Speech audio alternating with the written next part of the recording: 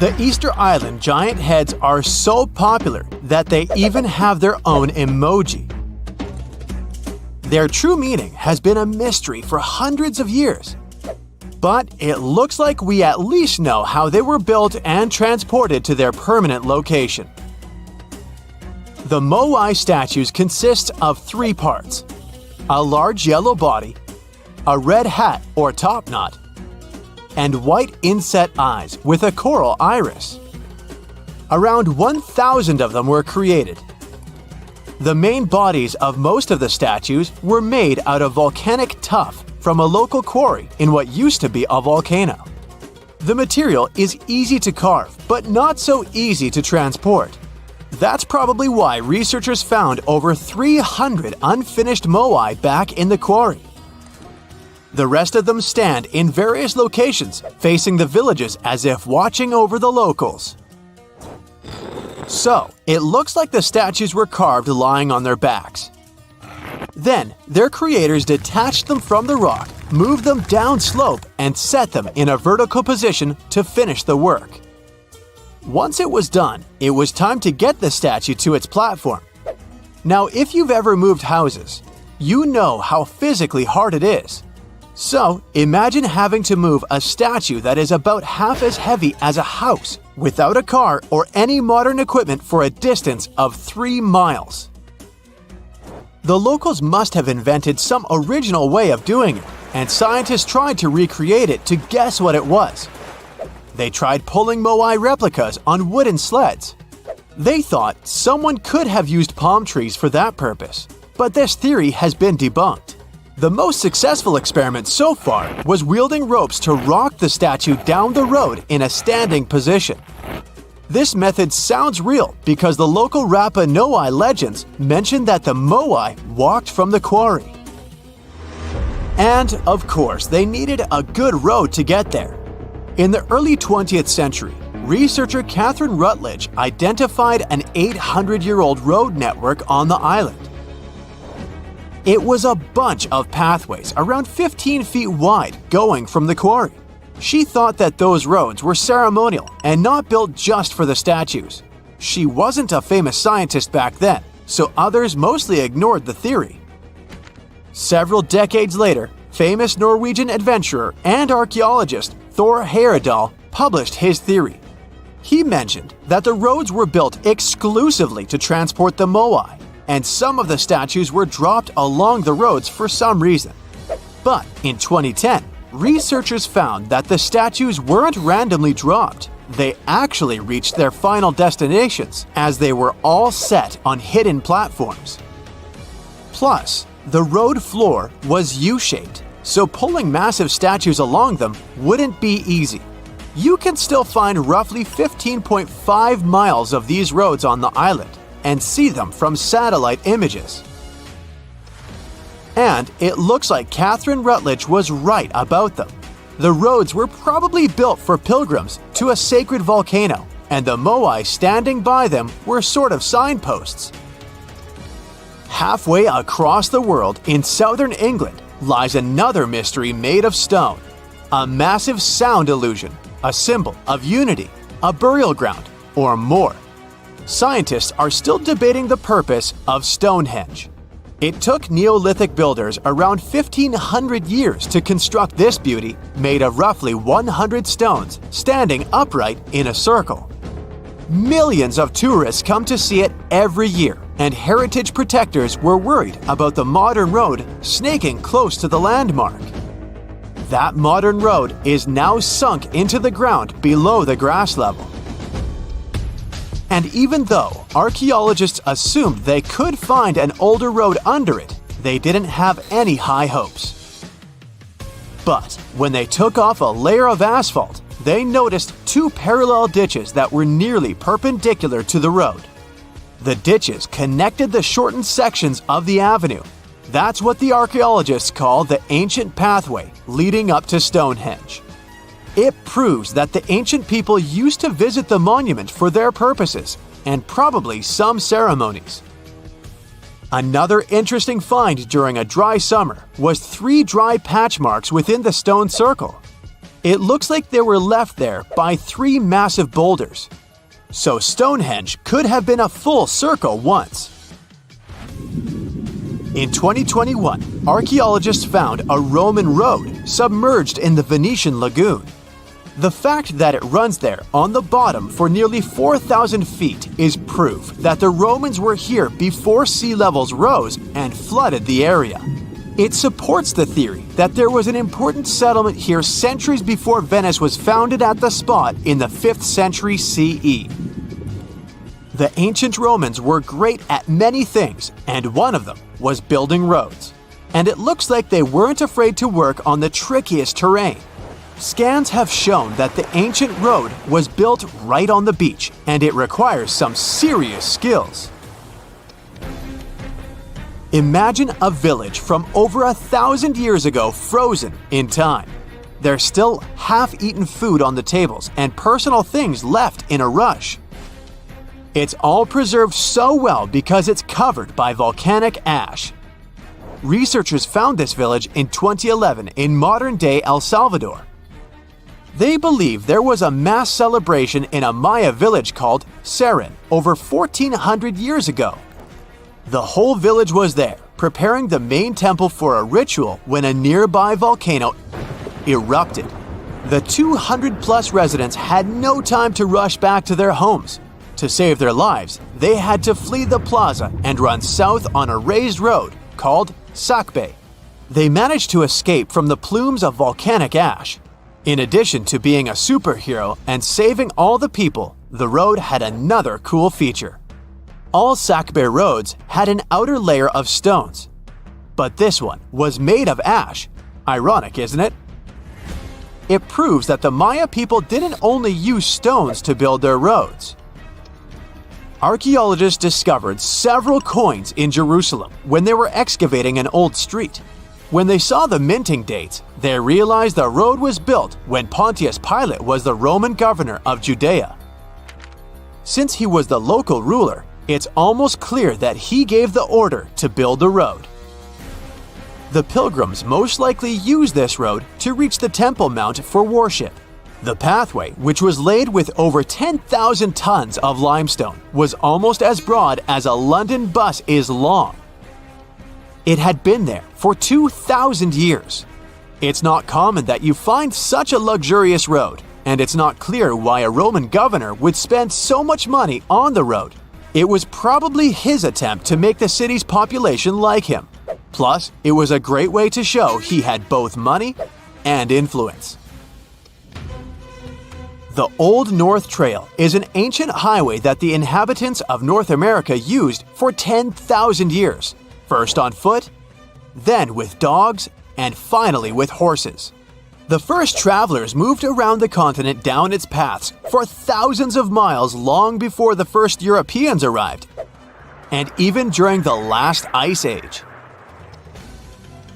They used it to carry trade goods, visit relatives, find a mate, or just explore.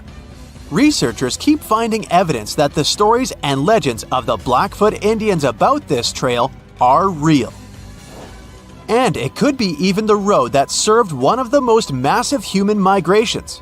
The people who crossed from Asia on the Bering Land Bridge about 15,000 years ago and settled in North America might have used the ice-free corridor along the Rockies, which later became a part of the trail.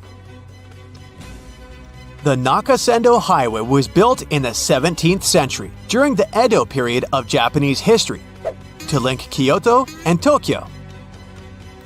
The 310-mile-long road runs across mountain ranges and down onto the plain. It was one of the 5 main roads used by the feudal lords and their families to travel to the capital. There were 69 post stations on the route where travelers could stay overnight. The road was built for horses and pedestrians, as the Japanese didn't use carts. You can still walk parts of the route. The Moai statues have been standing tall and proud for hundreds of years. Once people put an enormous effort into carving these grand sculptures, and then they just suddenly stopped making them. But why?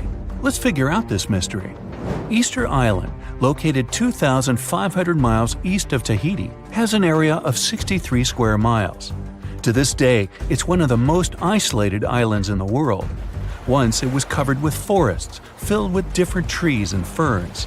But when the first humans came to the island around 400 CE, the forest slowly began to disappear. And starting from 1250 CE, Moai statues began appearing all over the place. People made them from different types of rock: compressed volcanic ash, basalt, trachyte, and red scoria. As it's a volcanic island, these were all the ingredients the creators of the statues had to use. And once the builders completed their work, they covered the statues with pumice. The faces of the statues are different, but they all have distinct expressions with heavy brows and large noses. Their arms are carved into the body. Some have hats on top of their heads. There are nearly 900 statues all over the island. They differ in size. The average height is 13 feet tall, and the largest ones reach 33 feet in height and weigh up to 82 tons. Because the statues have so many different faces, there are theories that they represent and honor ancestors, chiefs, and other important people who lived on the island. But without any clear evidence, it's almost impossible to figure out the true purpose of the Moai. Once they stood beautifully along the coast, watching over people in settlements, and their backs faced toward the spirit world of the sea. When Europeans first discovered the Moai statues in the 1700s, many of them had already toppled over, and the construction of statues had stopped way earlier than that. Huge amounts of effort were put into making these things. Expert craftspeople spent a great deal of time slowly carving the statues with basic picks. A team of up to 6 people would work hard for an entire year to make just one statue. Then they often had to transport it to its special place on the island, as far as 11 miles. With the help of carbon dating, experts have managed to figure out that the statues started to appear in 1250 CE. And then, suddenly, in 1500 CE or so, the process just stopped. The creators of the statue just left their stone chisels where they were last used, and only a quarter of all the statues were actually placed where they were supposed to be. Half of them still remained in the quarry, while others were left on the ground mid-transit. Something happened on the island, and it caused everyone to just lose interest in the statues. There are many theories around why it could happen, and they mostly relate to deforestation. Islanders may have used wood to move the statues across the island. They possibly did this with the help of sleds and ropes, or even used logs to roll the statues or canoes to float them. The wood started to deplete eventually. Trees on the island took very long to grow, and rats ate most seeds. People had many uses for wood, and they needed it not only for practical things, but also to create other statues. Another reason why the inhabitants of the island could have stopped building the statues might be that they were busy with other projects. Specialized rock gardens were becoming more common with a growing population. They were great for the soil, keeping it warm and fertilizing it at the same time. Islanders spent much time and effort making these rock gardens, and there simply wasn't enough time to focus on building and moving the statues. Another theory suggests that what people believed in changed over time. Supposedly, the islands once saw the statues as a connection to their ancestors. After some time, though, rituals depicting a show of strength and endurance became more widespread. And with these rituals, islanders started to carve images related to seabirds. Seabirds became the main animal on the island. People started to believe that their ancestors looked over them through birds instead of the statues, so there was no longer a reason to build the Moai. Anyway, these theories might be true, but the main problem was that the small island couldn't support a growing population. What was once a lush land covered in forests quickly became a barren landscape.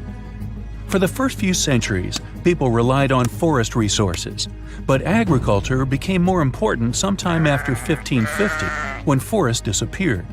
Tribes that once worked together to build the fantastic monoliths focused on competing against one another instead. During this struggle for land and resources, the Moai statues were toppled over because people wanted to reduce their significance. Over the following centuries, all the statues were pushed over, but not all of them deliberately. Many fell naturally after being neglected for so long. Some even ended up in the ocean water surrounding the island, and there they sat for a while. But there was some good news for these statues. They were re-erected, providing a great experience for visitors from all over the world. If you make a journey all the way to this isolated island, the first question you'll probably ask will not be how the statues were made or how they were moved. It will be, how on earth did anyone even make it here in the first place? It was one of the most amazing feats ever. The Polynesians sure did some pretty extraordinary things. From as early as 1500 BCE, these boat-faring people began to explore their world. They used the most advanced marine inventions of their time. They sailed across the ocean in catamarans and outrigger boats, starting in Southeast Asia and inhabiting many more places throughout the Pacific. They lived as far north as Hawaii in 900 BCE and all the way to the south in New Zealand by 1200 BCE. And the farthest journey to the east was, of course, Easter Island.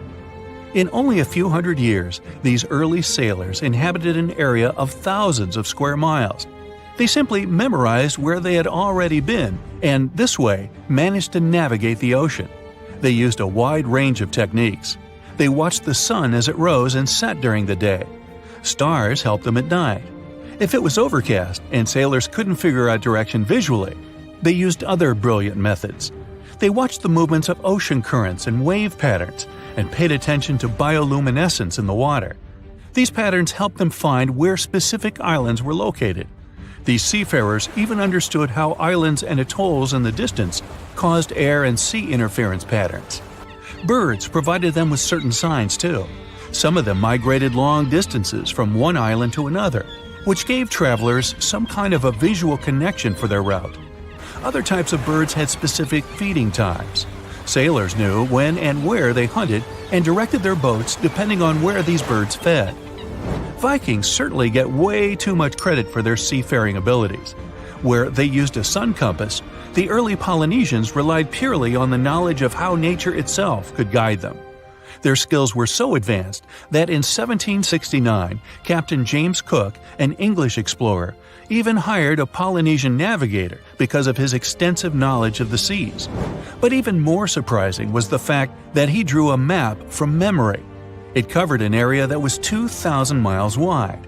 In this region, there were 130 islands, and the navigator knew 74 of those islands by name. At the beginning of their voyage, Captain Cook often disregarded the navigator's advice. But toward the end of their journey, he was very impressed. He also recognized the Polynesians as possibly the most widespread nation on Earth. Scientists found a new statue on Easter Island, inside the crater of an old volcano. They were sure they already cataloged all the Moai. That's what they call those famous stone giants. But this discovery changes what we know about them. First of all, the Moai were rarely alone, so we may hear about more of them in the same area. Second, it's the first Moai found at the bottom of a lake. Scientists were working on a project to restore the marshland in the volcano's crater when they stumbled upon the statue. The lake that was here began to dry up in 2018. For at least 200 or 300 years, it was almost 10 feet deep, so it would be impossible for humans to build or put a statue on the bottom. Scientists think the Moai are over 500 years old. It's possible that the Rapa Nui people who built them probably brought the statue here when the lake was dry in the past. The new find turned out to be slightly over 5 feet tall, which is smaller than the other statues on the island. It's a full-bodied one with recognizable features. Researchers also plan to do radiocarbon dating to find out the exact age of the statue. They don't plan to remove it from where it was found because the oldest members of the Rapa Nui community want it to stay where it is. Moai statues kept scientists puzzled for centuries. They knew that they were built as a dedication to the island's chiefs, but no one could figure out why they chose these various locations for the statues. Most of them were found along the coast of the island. Researchers from Binghamton University in New York decided to study the locations more closely and learned that it had to do with water. Easter Island has porous volcanic soil that absorbs rain easily, so there aren't enough streams or rivers and too little fresh water.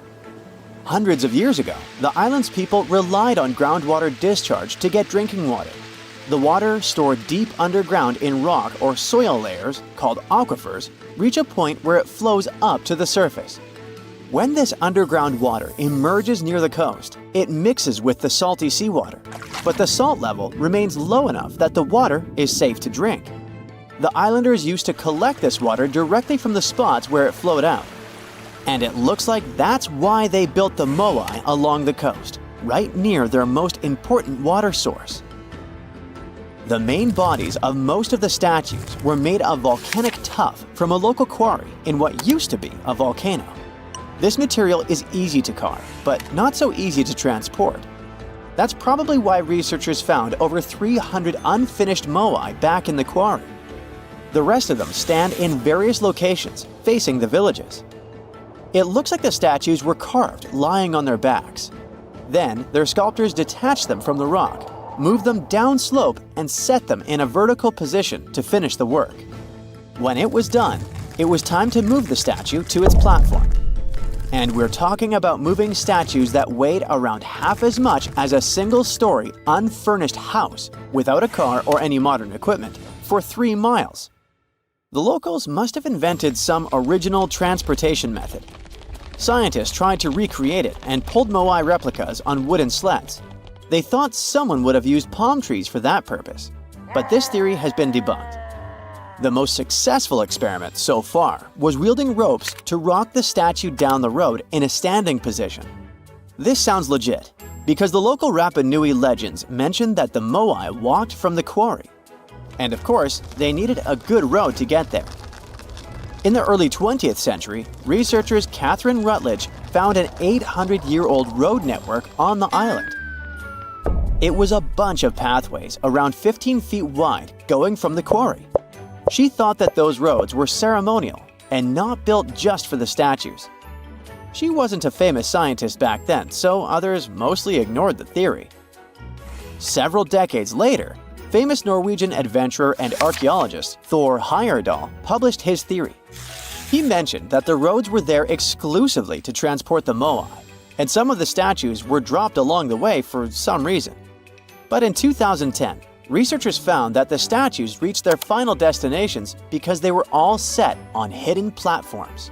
The road floor was U-shaped, so pulling massive statues along them wouldn't be easy.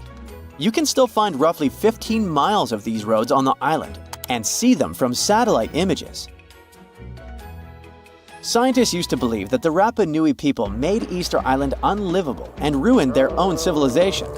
But a new study that used remote sensing data and machine learning says that the island's population didn't grow too big and collapse.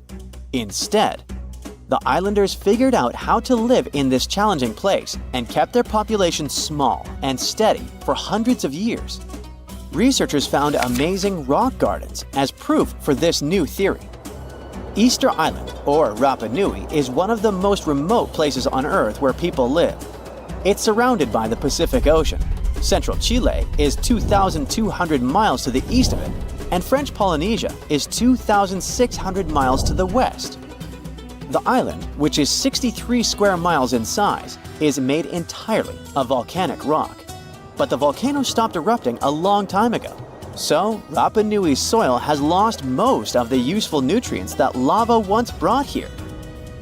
It's also drier than tropical islands, and its deep waters made fishing much harder for the settlers, as there's no shallow lagoons or reefs to fish in.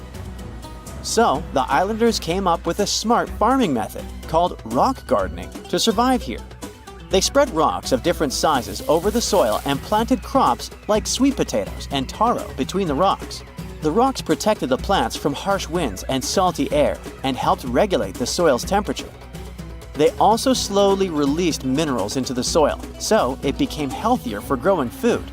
Some islanders still use these gardens, although they don't produce a lot of food.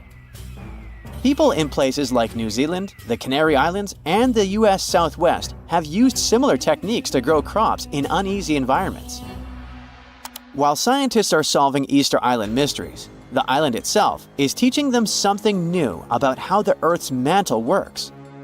For years, they thought it moved like a slow conveyor belt, carrying tectonic plates along with it. But a new study by geologists from Cuba, Colombia, and the Netherlands is challenging this idea. They used a special method called zircon dating to figure out the island's age. Zircons are tiny crystals that form when magma cools, and they have traces of uranium inside that turns into lead over time. So, the scientists measured this change to tell the age of zircons. And they were shocked when they saw that some zircons were way older than expected, around 165 million years old. The island itself is only 2.5 million years old.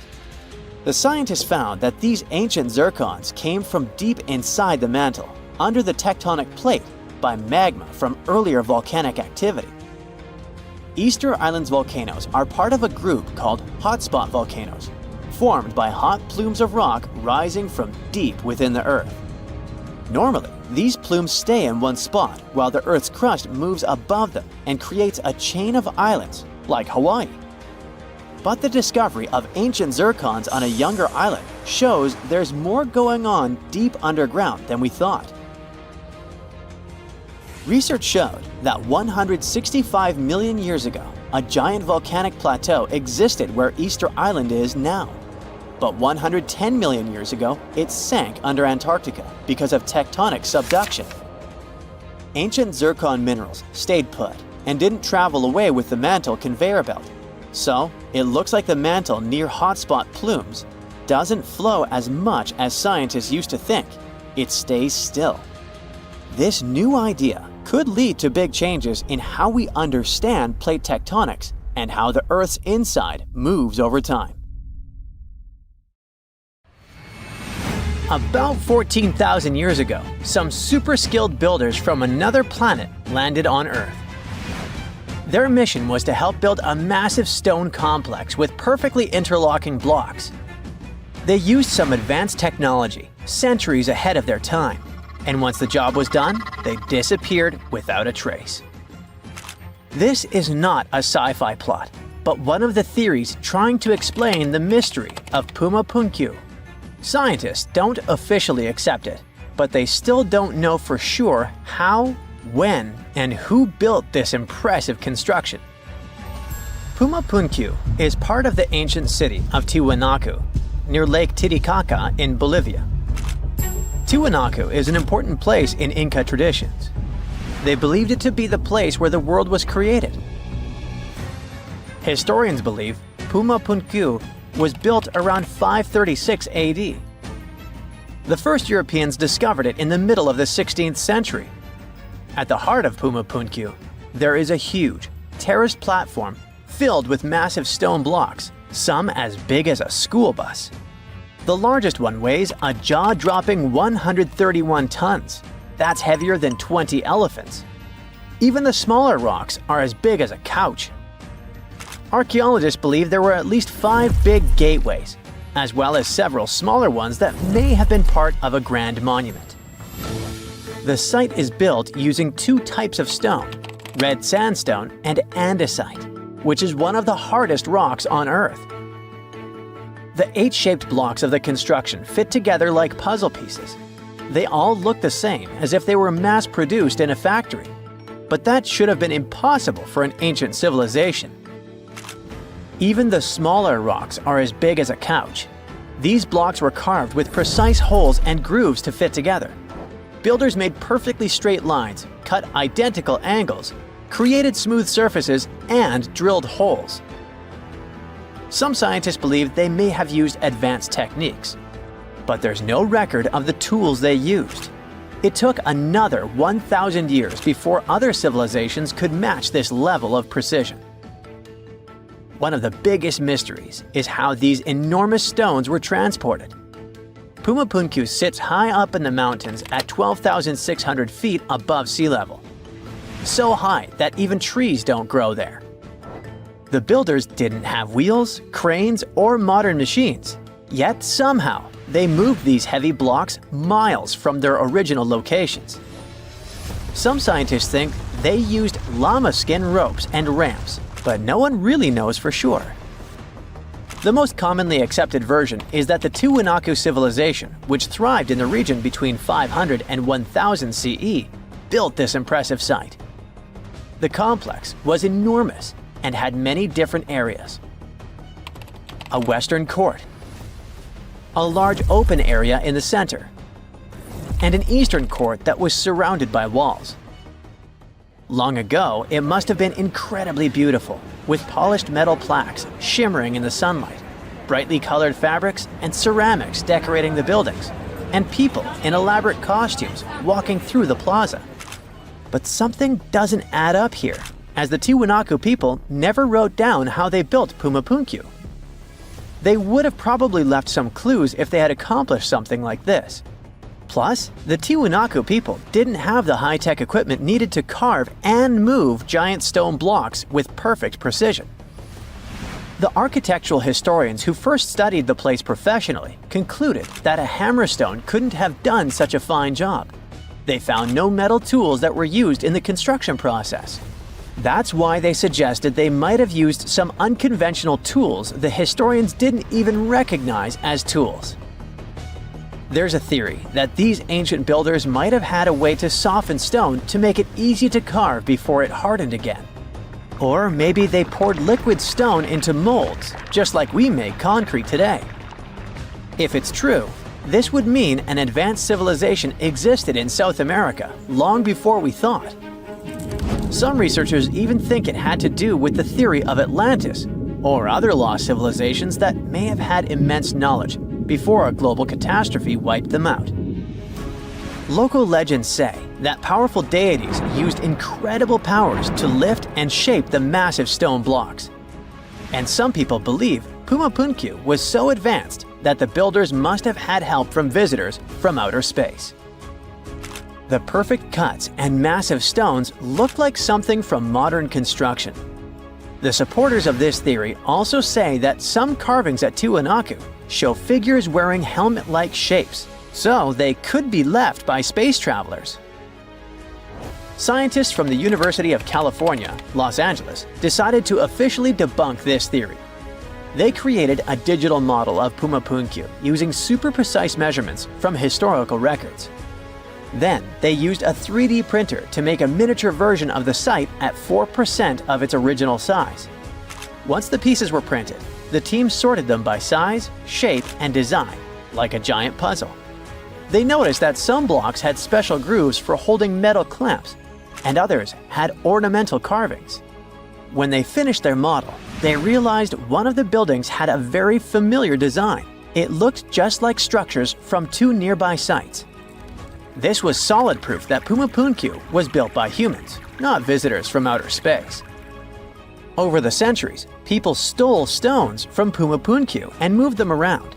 This made things even more confusing for archaeologists. UCLA team created a digital archive, so researchers all over the world can now study the site without traveling to Bolivia.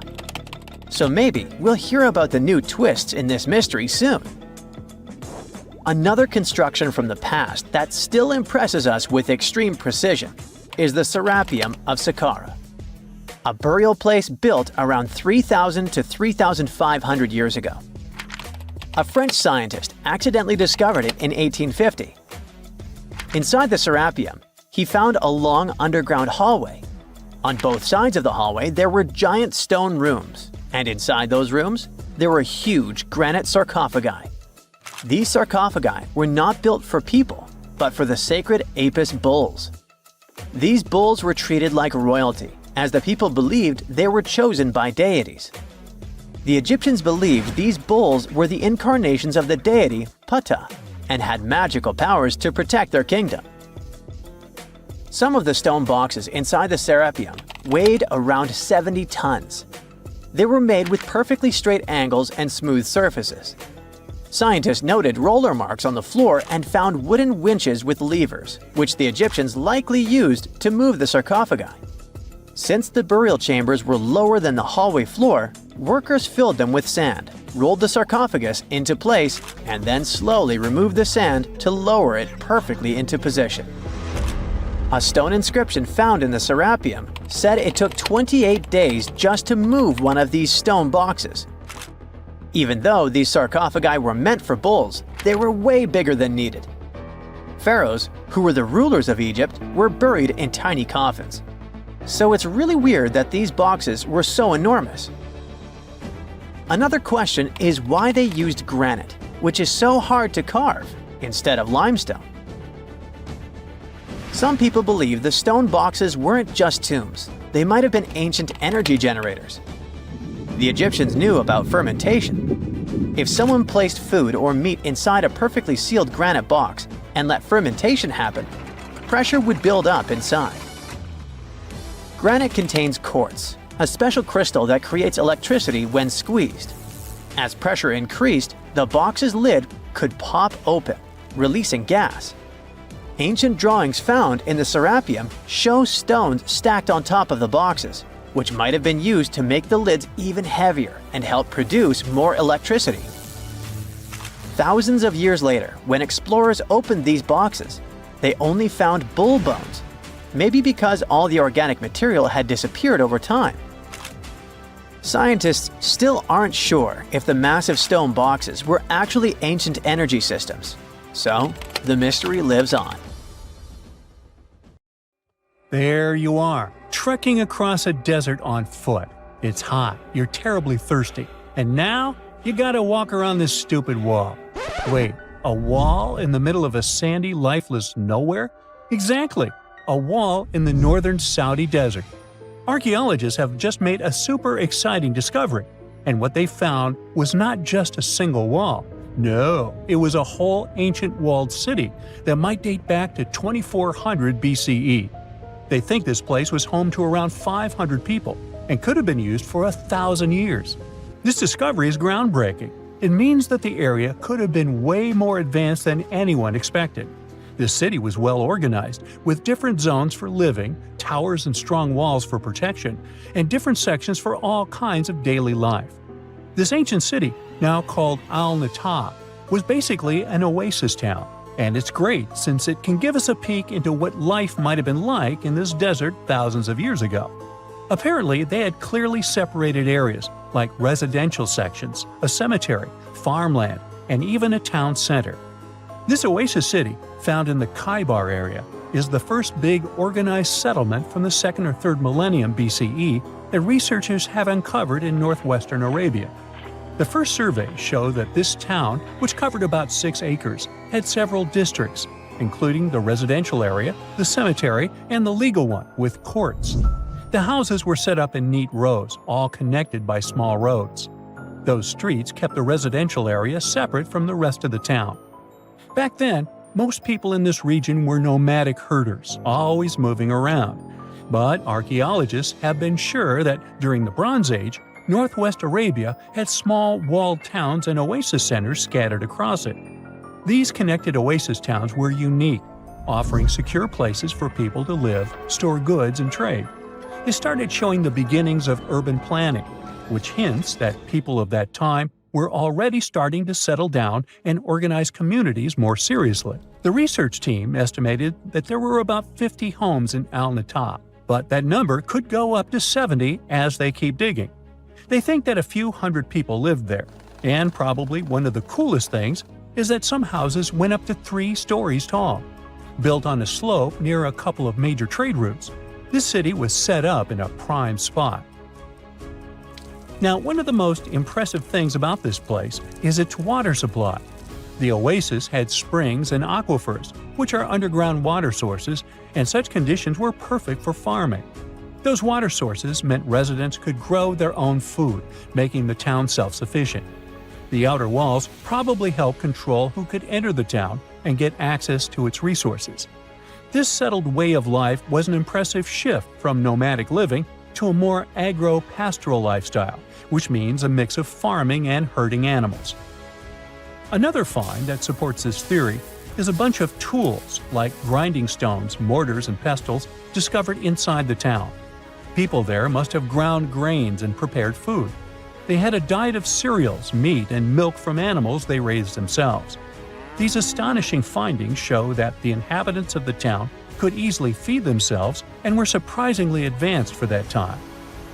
Thanks to better access to Saudi Arabia in the past couple of decades, Archaeologists now have a much clearer picture of what life there was like thousands of years ago. The most exciting thing is that Al Nata might have been part of a whole network of similar fortified oasis towns spread across the region. And all of these connected sites could show us how trade routes and small settlements worked together at that time in that arid area. Now, at the same time, this recent discovery isn't the only one that has the scientific world buzzing with excitement. How about we visit Egypt and see for ourselves? After all, archaeologists have just found a stash of ancient Egyptian and Greek treasure underwater. They were exploring the lost city of Thonis Heraklion off the coast of Egypt, which sank more than 1,000 years ago.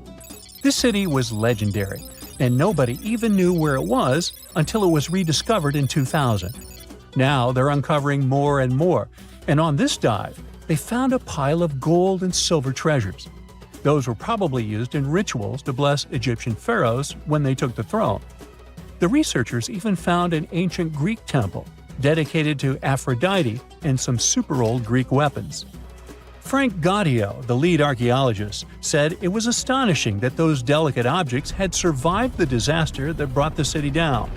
Back in its prime, Thonis Heraklion was one of the biggest port cities in the Mediterranean. It was a huge center of social life and was the main entry point for ships from Greece coming into Egypt.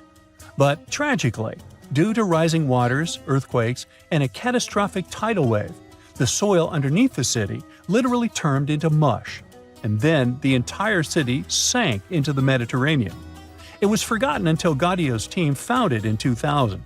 Since then, they've been uncovering new parts of the city and piecing together its history little by little. If a lost underwater city doesn't seem impressive enough, we can travel to the Amazon. The discovery made there is truly mind-boggling. For centuries, people have talked about lost cities deep in the Amazon, like El Dorado, that mythical city of gold that lured Spanish explorers into the jungle. A lot of them never came back. Then, in the 1900s, a British explorer named Percy Fawcett went searching for what he called the lost city of Z, and he too disappeared. But now, finally, scientists have actually found proof that those lost cities in the Amazon were real all along. A team of scientists use a tech called LiDAR, which basically allows you to see through thick jungle from above by bouncing light beams off the ground. They flew over the jungle in Bolivia in a helicopter about 650 feet up and mapped out those hidden ancient cities. What they found were ruins of a huge urban settlement built by the Kasarabi people who lived there from 500 to 1400 CE. And it wasn't just a couple of buildings here and there. No, the LiDAR maps revealed massive urban centers, pyramids, platforms, roads, canals, and causeways, all carefully laid out. Turns out the Amazon wasn't just an untouched jungle. It was once home to big, complex cities. A scientist from the German Archaeological Institute explained that Europeans had long ignored the possibility of ancient Amazonian cities, but the LiDAR maps showed they were wrong. The new maps have revealed 26 sites, including 11 that no one even knew existed. Researchers have discovered two main city sites, Landivar and Kotoka. They had massive moat causeways stretching out like spokes on a wheel, linking the main cities with smaller surrounding settlements. Some of the canals even connected the cities to rivers and a big lake, which allowed water to flow through the area. Over the years, scientists found scattered ruins all over this region, but the thick jungle made it nearly impossible to connect the dots and see if or how they were related. With LiDAR, the whole layout came to life, showing that those sites were part of a much larger organized urban system. It's now also clear that the sites had a greater meaning, since everything is lined up in a way that could be symbolic of the spiritual beliefs of the inhabitants.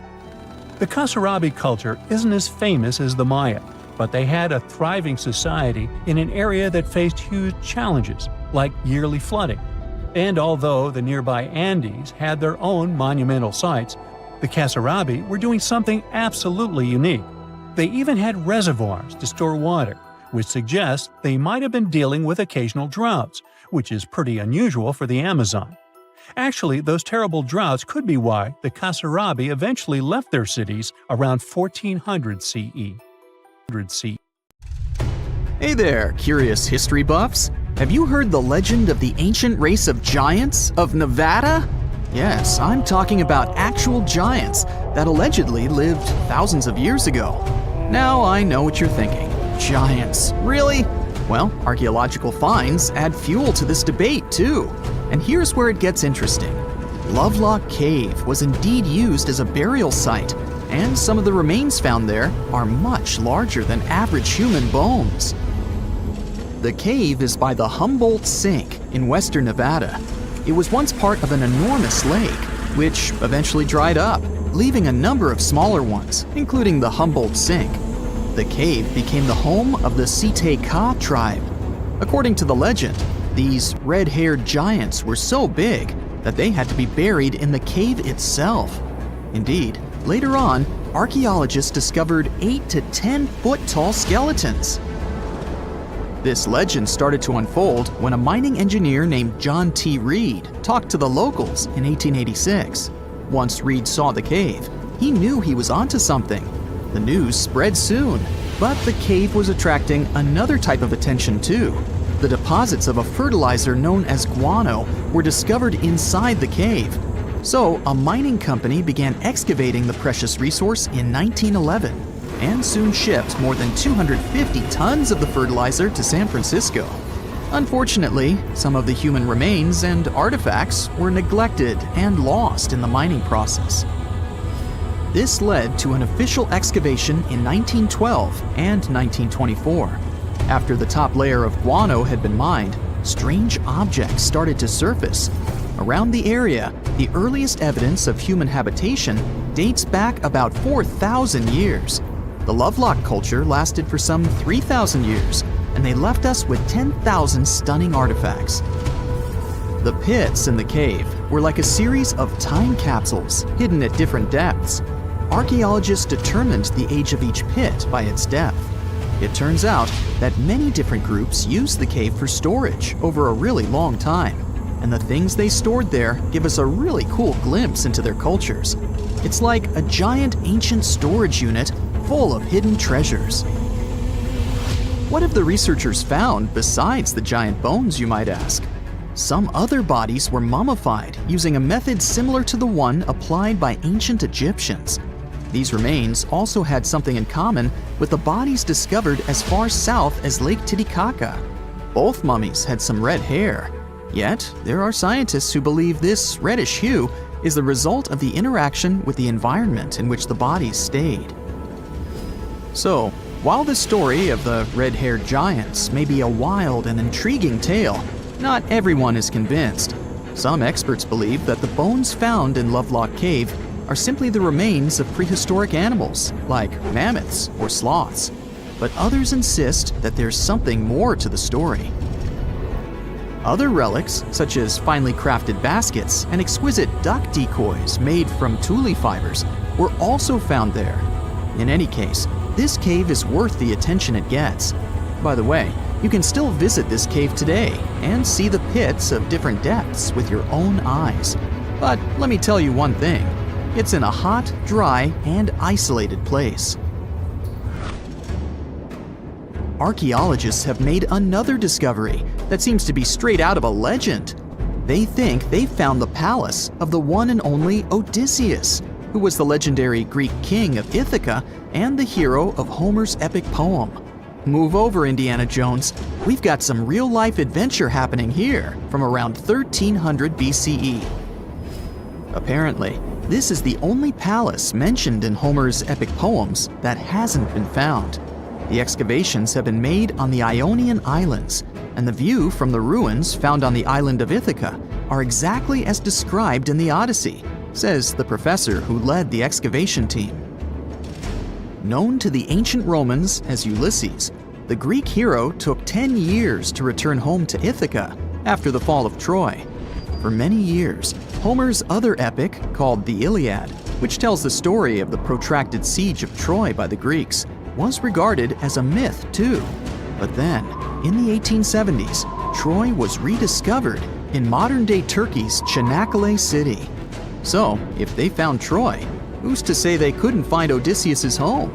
the researchers were following Homer's words as a roadmap. The excavation site has a building complex with 2 levels. It has important finds, such as storerooms and workshops, a complicated drainage system, and fragments of pottery. It also has a well from the 8th century BCE, which is around the time when Odysseus is believed to have been the king. Yet, not everyone is convinced that the team has actually discovered the home of Odysseus. A British researcher named Robert Biddlestone insists that Homer's description of ancient Ithaca isn't very similar to the island that now has its name, and that Odysseus's kingdom was actually on the Isle of Cephalonia. However, Italian archaeologist Adriano La Regina might have a more realistic approach to this debate. He says that whether this find has a connection to Ulysses or not, what's more important is the discovery of this royal palace. Once upon a time, in a land far away, the Klamath Indians spread a legend about the creation of Crater Lake. Okay, maybe this land is not that far away, and it still exists. You can find it in south central Oregon, in the western United States. Anyway, the legend has it that this lake was formed in a vicious battle between 2 volcanoes, Mount Mazama and Mount Shasta. Then the spirits of earth and the sky, which are Lau, who ruled the below world, and Skel, the chief of the above world, joined the fight. It turned into a geological drama. During the battle, darkness veiled the land. The fight was over when Mount Mazama collapsed and sent Lau back into the underworld. Then the rain filled the pit and created a lake in the place where the mountain had once stood. Flash forward to our time. Scientists have discovered that Mount Mazama did erupt 7,700 years ago. Artifacts found in the area prove that the legend indeed contains some details about the explosion. The tale says that red-hot rocks were flying through the sky. This happened during the volcanic eruption that caused the mountain to collapse. This created the volcanic caldera, which later on got filled with water. What makes this legend came true story unusual is how long it has existed. According to researchers, these types of verbal stories lose their credibility within 600 to 700 years. That's why the legend about the creation of Crater Lake is so unique. So many generations, for hundreds of years, have been accurately passing down the information. This volcanic crater lake is now in a national park. It's famous for its deep blue color. The water in it is extremely clear. If you visit it today, the water you'll see won't be the same as for someone who will visit the place 250 years later.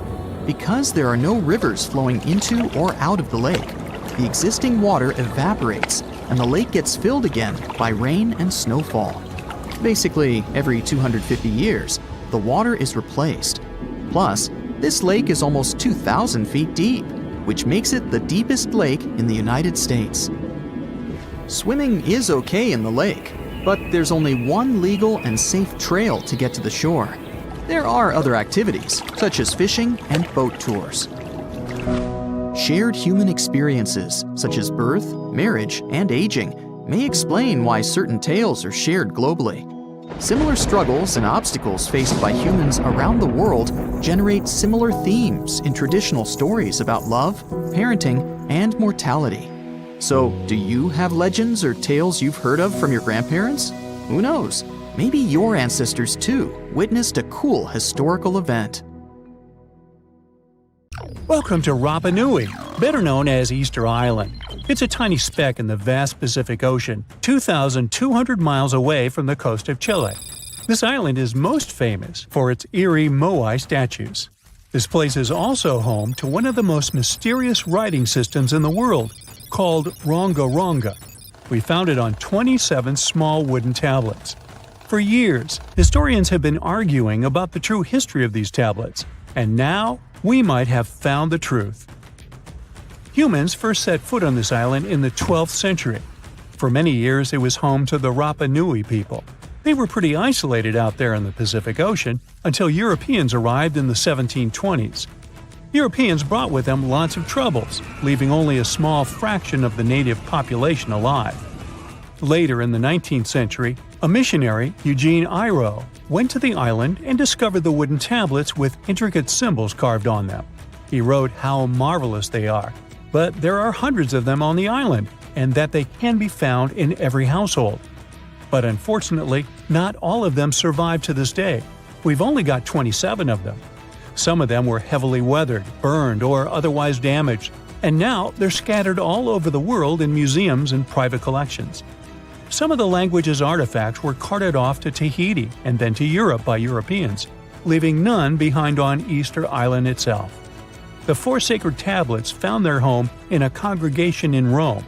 They were the ones used in the recent discovery.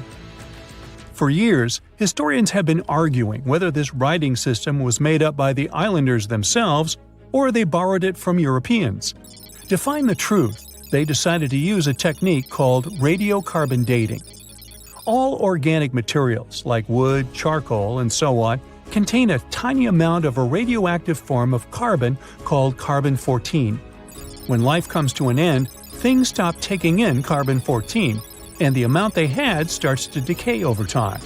By measuring how much carbon-14 is left in a sample, we can assume how old this sample is. This is how we learn the age of many fossils and artifacts. So, they looked at the age of some Ronga-Ronga tablets. 3 of them were crafted from trees grown in the 18th or 19th century, which aligns with the arrival of Europeans. However, one of them is older than the Europeans' first visit to the island. There are 2 reasons to believe that Rapa Nui people created this writing system themselves. First, Ronga-Ronga works differently from European languages. Decoding it is a pretty hard task. Unlike English, this language boasts over 400 unique glyphs, none of which resemble any known writing system. There were many attempts to decipher this language, and none of them were successful so far. And second, one of the tablets is shown to be from around the 15th century, before the Europeans arrived. The problem is that radiocarbon dating can only tell us when the wood the tablet was made from was cut down, not when the writing was put on it. And since we've only got one tablet to go by, this isn't enough to be completely sure. On the other hand, why and where would they preserve cut wood for over 200 years just to grab it and write something on it one day? But anthropologists and historians say that it's possible. Scarce wood resources might have led the islanders to reuse old driftwood, which could be centuries older than the writing itself. This is known as the old wood problem in archaeology. Plus, the tablet looks very preserved. It was maintained to protect it from wood-damaging insects, humidity, and so on. That's why it survived over the centuries. Whatever is written on it, it was probably important for the Rapa Nui people. Now, all of these are guesses and clues, but scientists are cautiously optimistic. They believe that Ronga-Ronga could be one of the rare instances of independent writing invention, like those of the Sumerians or the Egyptians. But we need more evidence. In the Rapa Nui language, rogo-rogo means to recite or to declaim. Not everyone could write, only a select few. Probably only the elite of Easter Island, mostly men, knew and could read this written language. After colonization, none of them survived. So now we have to rack our brains trying to figure out what's written here. First, scholars can't agree on what type of script it is. We aren't even sure that this was their language. But even if it was, we don't know whether it's a primitive form of writing or a fully developed system. In the 1990s, a linguist, Stephen Roger Fisher, believed he might have cracked the code of Ronga-Ronga structure. His idea was that these tablets conveyed cosmogonies. Cosmogonies are stories or narratives that explain how the universe was created and how natural phenomena came to be. They often come from ancient traditions and cultures, like those found in East Polynesia. The tablets could have talked about things like how the world began, where everything came from, and how different aspects of nature, like the stars or the mountains, were formed. This would also explain why only the wise elite could write. Fisher thought that Ronga-Ronga is a mix of logographic and semasiographic systems, which means that some symbols represent spoken words, while others represent ideas or concepts. But deciphering them would be very hard because it requires extensive memory and knowing context, because the symbols are more like hints than complete expressions. However, other language experts disagreed with his ideas, saying there were problems with how he put together his theory. Unfortunately, Fisher couldn't prove this hypothesis. Maybe these are just drawings. If we look at the tablets, there are some things that look recognizable: people, animals, plants, and geometric shapes. There are some birds. One of them looks like a frigate bird, which Rapa Nui people associate with the deity Maki Maki. There are also fish, centipedes, and so on, or at least these glyphs look like them. Could it be just art or a form of decoration? Maybe, but there are some problems. The glyphs show a high degree of complexity and structure. They also keep the same style. For example, there are several symbols that show something human-like with a raised hand. The only difference is different heads. As if it wasn't complicated enough, this unique writing style also uses a system known as reverse boustrophodon. This means that each alternate line is flipped upside down, resembling nothing seen elsewhere. We don't know why they would turn the tablet upside down after each line. But all this shows that they had some sort of system and organization behind these symbols. Plus, it seems like they use these tablets every day for some practical purpose. But there's some hope for the future. New technology, like AI and other computer programs, might help us understand lost languages. We already started creating algorithms that could help us solve other mysteries, like the Voynich manuscript. Academics even organized the Vesuvius Challenge, a machine learning competition that, in 2023, cracked the riddle of the ancient Herculaneum scrolls. The scrolls were buried under volcanic mud after the catastrophic eruption of Mount Vesuvius in 79 AD. In real life, the scrolls are very fragile, so deciphering them would be a very hard task. But with digital scanning and machine learning, it's much easier. They have a rich history. They most likely belong to the personal library of an Epicurean philosopher named Philodemus. These scrolls contain very important insights into Greek philosophy and Latin literature. If we decipher more of them, we'll learn more about the rich history of the Roman Empire. Strange and amazing items are discovered often, but figuring out what our ancestors were up to is pretty tough. Especially when all you have are just some rusty cups and cave drawings. It's no surprise that even the experts in lab coats sometimes make mistakes. But it's not just about dusty plates and huge stones. Sometimes there's even humans with large heads. So grab your digging tools and let's travel back to ancient times to explore incredible societies that even scientists can't fully explain. Sardinia may look idyllic now, but I'm not gonna lie, I wouldn't fancy visiting it 3,000 years ago. Rumor has it, terrible giants roamed around this island back then. People even talk about finding human skeletons over 13 feet tall there, although nobody's ever shown anything to prove it. But the stories will make you wonder because some weird stuff has definitely happened. In 1974, over 5,000 pieces of broken stone artifacts were found in a part of the island called Monte Prama, but instead of being displayed in a museum, they were locked up in an underground vault for about 30 years. Sounds a bit suspicious, doesn't it? When they were finally displaced in 2005, scientists put the pieces together to find statues of 38 giant men standing 8 feet tall. Not quite as tall as the legendary skeletons, but still pretty huge. It's thought these statues were made by the Nuragic people, who lived on the island a long time ago. Besides giant statues, they also built over 8,000 massive stone buildings. Perhaps Nuragic weren't giants themselves, but they definitely liked their things big. I do too. I like a big number of likes on our videos. That would be pretty great. Thank you if you liked this and subscribed. Now back to the video. You and I are pretty smart, but we might not be the smartest humans ever. Actually, we might not even be the smartest species. Since 1913, some skull fossils found in South Africa have hinted at a possibly smarter contender called Boskop Man. This human-like species might have lived as recently as 10,000 years ago. Their skull suggests they had really big heads, which means their brains could have been 30% bigger than ours. Wow! Their average IQ could have been around 149, making them among the smartest 0.05% of people today. But if a boss-cop brainiac was so much smarter, why are they not around and we are? Well, bigger isn't always better, you know.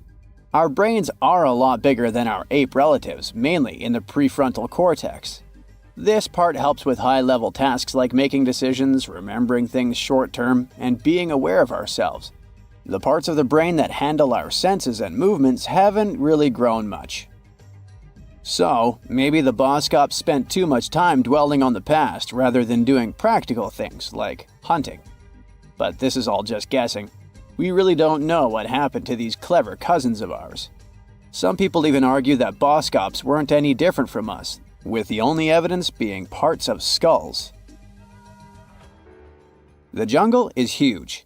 Did you know the Amazon rainforest is home to about 30% of all the world's plant and animal species? That's impressive.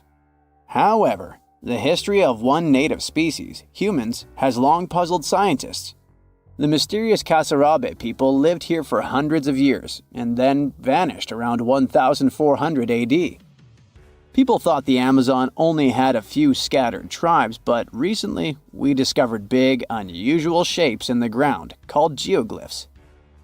These might look like simple shallow ditches, but they're actually the remains of a vast civilization that spread over 5,000 square miles and includes about 450 markings, some as wide as 1,300 feet. That's insane! They likely contained ceremonial buildings and could have hosted up to 1 million people as recently as 550 years ago. Thanks to new technology like LiDAR, which uses a safe laser to map the forest without harming it, we can explore deeper. In 2019, some scans showed miles of raised roads and pathways and even pyramids over 70 feet tall. They found 26 separate settlements, 2 of which were at least 250 acres each. Damn, that's like 330 soccer fields. It's not certain what happened to the Kasarabe people. Maybe European conquistadors drove them out. Maybe the most baffling ancient civilization is one we've never actually found a trace of. Yep, I'm talking about Atlantis, the grand city that supposedly sank into the ocean. The first mentions of Atlantis come from the ancient Greek philosopher Plato, who talked about a great city near the Strait of Gibraltar. But for ages, everyone just thought Plato made up Atlantis as a perfect version of his own Athens. So why, about 12,000 years after it supposedly vanished, do we still wonder if it might be real? Well, in the 19th century, U.S. Congressman Ignatius Donnelly wrote a book giving 13 reasons why he thought Atlantis was more than just a myth. Then, in 1965, some folks thought they actually found Atlantis when they discovered the Richat structure, a massive 25-mile-wide dome in Mauritania, Africa. It's so big that you can see the whole thing from space. 2 astronauts flying over the Sahara Desert spotted this giant eye staring back at them and thought they'd made the discovery of a lifetime. Unfortunately, there's no solid evidence linking this structure to Atlantis. It's believed to have formed from volcanic activity about 100 million years ago. But it does look suspicious, doesn't it? Still, we're no closer to knowing the truth. Imagine going back to about 3,300 BCE and finding yourself in South Asia. Welcome to the Harappan civilization. These people were way ahead of their time. They had cities like Harappa and Mohenjo-Daro, complete with baked brick houses, sophisticated drainage systems, and even public baths. This place might have had over 5 million people, making it one of the densest regions at the time. They also invented a system of standardized weights that was incredibly useful for traders.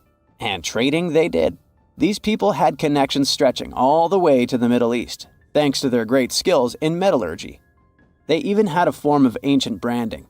The seals were used to stamp clay on tray goods.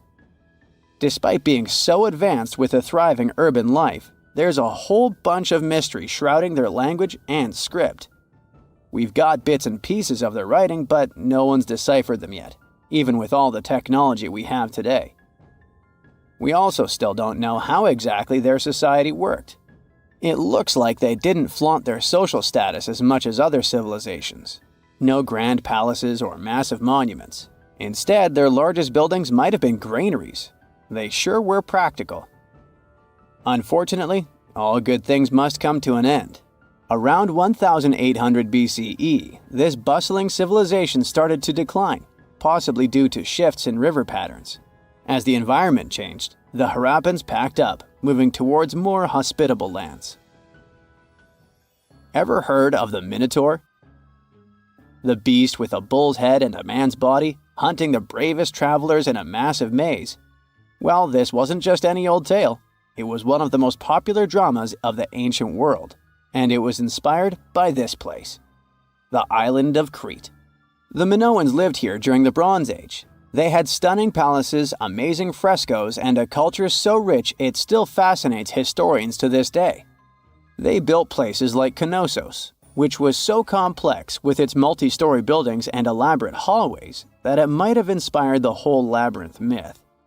Their engineering was so ahead of its time that even their drainage systems were more advanced than what many of us have today. Let me know in the comments which of these stories you find the most fascinating, and thanks for watching.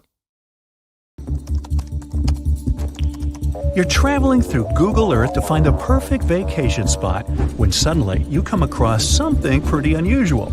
It's a desert, ocean, forest, and lake all in one place. Lake Retba in Senegal got its pink color from the algae producing a red pigment absorbing sunlight. White beaches and sandy dunes separate the lake from the Atlantic Ocean. The best time to see it is from November to June, during the dry season when it's the brightest.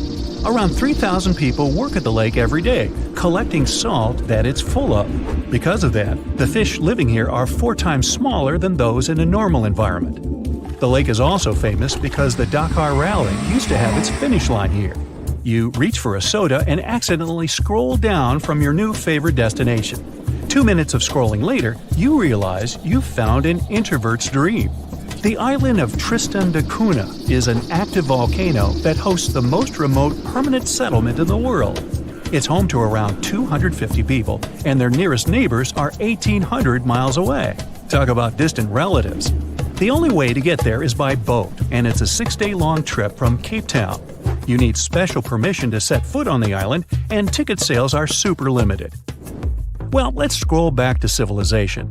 The Atacama Desert in Chile looks like a pretty empty place, except for, is that a giant hand? This art piece by a local artist is about as tall as a telephone pole. They have to scrub off words and phrases left on the hand by vandals who travel here despite the remoteness of the structure. We still have plenty of places to go, so let's move on to, wow, looks like there's a bird inside a volcano in the Mexican state of Baja California. A team of over 100 people worked on this piece of art. They wanted to create an identity for a local tribe that believes vultures are wise teachers for humans. Yeah, vultures. The place is free to visit, but you'd have to hike to the peak of the hill to see the bird. Time to get under the water. You wouldn't expect to see much except for corals and fish, but here it is. The Cancun Underwater Museum of Art has a total of 500 sculptures standing in 3 separate galleries. Most of them are designed by a British sculptor. The idea of the museum is to save the nearby coral reefs by giving divers a cool alternative destination. Now let's get out of the water for a moment and dive back in here. Looks like there's some researchers working and living at 63 feet below the surface. This is Aquarius Habitat in the Florida Keys, an underwater scientific lab. Scientists nicknamed Aquanauts can stay here on their research missions for up to 10 days. And this must be a giant Mickey head. This is the largest Mickey in Walt Disney World, and it's a solar farm with a power of around 1,000 residential solar rooftop systems. It's feeding renewable energy to the park. Let's check out a less famous spot. Clinton F. McClintock State Wildlife Station. Ooh, that's a mouthful. Looks like a regular state park in West Virginia. Let's zoom in and walk around a bit. Everything is all right here except, whoa, is that a human-sized fly? Moving on, let's zoom in here over the north rim of the Grand Canyon. A little further. It looks like a polka dot pattern near the cinder cone volcano called Vulcan's Throne. The desert around the canyon is home to plenty of red harvester ants. What you see here is their nesting mounds surrounded by bare grounds. Scientists call it the Las Vegas of ants. All the way on the other side of the world, in England, there is a dinosaur casually walking down Balderton Gate in Newark-on-Trent. Must be the only surviving T-Rex. Scrolling further, and is that another dinosaur in the water? Let's take a closer look. Turns out it's not a dinosaur, but a giant snake skeleton off the shore of the Loire River in France. It looks different day to day depending on weather conditions and tide levels. And no, real snakes don't have skeletons like this. This is how the Chinese artist who created it saw the serpent. Let's visit Africa again. What is this giant spiral on the ground? Could it be a secret message or maybe a portal? The ancient Egyptians probably left it centuries ago. In fact, it's an art installation called Desert Breath from 2007. The artwork covers 1 million square feet. The idea was to celebrate the desert as a state of mind. Hey, my mind has been a desert for years. Off the coast of Sudan, there's one of the largest shipwrecks you can find on Google Earth. It's a Bolivian cargo ferry that sank in 2003. Let's go further east. There are about 260 mysterious stone triangles in Saudi Arabia. They point toward a bullseye also made of stone. If you scroll a bit further, you can also notice desert gates with 2 thick walls. The purpose of the gates is still a mystery. Are those huge weird wheels on the ground? The ones in Jordan are all different in design. Some of them have spokes positioned in such a way to align with the sunrise on the winter solstice. Scientists believe the wheels in the Black Desert were built around 8,500 years ago. When flying over Kerala, India, you can't miss a huge vulture. It's the largest bird sculpture in the world, as tall as a bowling lane and as long as the height of the Leaning Tower of Pisa. The name of the bird is Jatayu, and it symbolizes the protection of women, their honor and safety. Next point, let's zoom in on it. This tiny island lies in a crater lake on an island called Volcano Island in Lake Taal, on the Luzon Island in the Philippines. There's another island in a lake on an island in a lake on an island in Canada's Nunavut territory that is thought to be the largest in the world. No human has set foot here, and it even has no name. It was discovered by Google Earth fans. The coldest, driest, and windiest continent of Antarctica must be hiding some mysteries too, like this cute creature off Zacelli Station. Could it be a giant extinct megalodon? It was the largest fish that ever lived, about 3 times as big as the largest sharks in the ocean today. Scientists found their fossils off the coast of every continent except Antarctica. So this could be a groundbreaking discovery if it turns out to be a real one. Hey, looks like there's another sea monster north off Antarctica. Could this black hole be Kraken himself? It used to scare sailors off the coasts of Norway and Greenland, so it probably moved to Antarctica over the centuries that it hadn't been seen. It had been probably inspired by a giant squid, so nothing is impossible with this one. Some locations on Google Earth are blurred for different reasons, like this one, the Yard of Orange Trees in Almeria, Spain. There's an administration office and a courthouse in the rectangular yard. The first orange trees were planted here in the 15th century. You can visit the yard in person, but can't see it on Google Earth. It's not clear why Google decided to blur Kos International Airport on the Greek island of Kos. It's a popular tourist attraction that gets plenty of visitors, especially during the summer months. Half of Moruroa Island in French Polynesia is clear, and the other half is blurred. You can't visit either of the parts anyways, as it used to be a place for nuclear tests. Sandy Island off the coast of Australia has been blurred out on Google Maps since 2012. It was discovered by Captain James Cook back in the late 1700s and could be seen on maps for 200 years. Then, Australian scientists set on a voyage to find it. All they saw was open water instead of an island the size of Manhattan. It must have been a mistake of cartographers who had first put it on the map. Oops. This just in, the world's oldest pyramid was built during the last ice age. And I'm not even talking about Egypt. I'm saying our ancestors might have spewed a 27,000-year-old pyramid in West Java. Gunung Padang is not exactly shouting pyramid. It's more of a mound with huge scattered stones tossed all over it. But local people seem to revere it, and they have for centuries. It wasn't until recently that the Indonesian authorities decided to excavate a bit deeper to see what all the fuss was about. They ended up finding the remains of a human settlement. It was rather unexpected, since the mound is pretty high up. This excavation could only prove there were humans in the area as far back as 45 BCE, which sounds reasonable. It was up to an Indonesian geologist named Donnie Hillman to prove that Gunung Padang is the world's first pyramid. He used all sorts of new technology to support his claim. Our guy used carbon dating, which digs deep into the earth and takes whole chunks of soil. He found layers and layers of constructions, like he was digging up Rome and finding ancient buildings buried in the ground. His research proved that there had been caverns and even rooms down there, which could only mean one thing: humans. As for the rocks located up in the mound, they were most likely strategically placed by the people who lived there back in the day. They needed a place to meditate, so they arranged things in a harmonious way. Their smooth surfaces wouldn't be the result of years of erosion, but the works of great sculptures, the Michelangelos of their day, let's say. If this is all for real, then human civilizations began way before we think they did. Our ancestors, the Paleolithic humans, didn't have what it took to be considered a civilization, especially not the tools and knowledge to build pyramids. They needed a lot of masonry skills, which weren't all that available during the last ice age. His peers don't share this view, though. They could believe Hillman's theory if he had found evidence such as charcoal and bone fragments, but he didn't. Flint Dibble, another archaeologist, says that without concrete evidence of human activity, there's no proof of an actual pyramid. In this case, all the data proves is that the soil in the mound dates back to 27,000 years ago. He thinks the rocks on top of the mound just slipped down the hill, like rocks normally do. Only a complex society would have managed to build a stepped pyramid like they claim it was.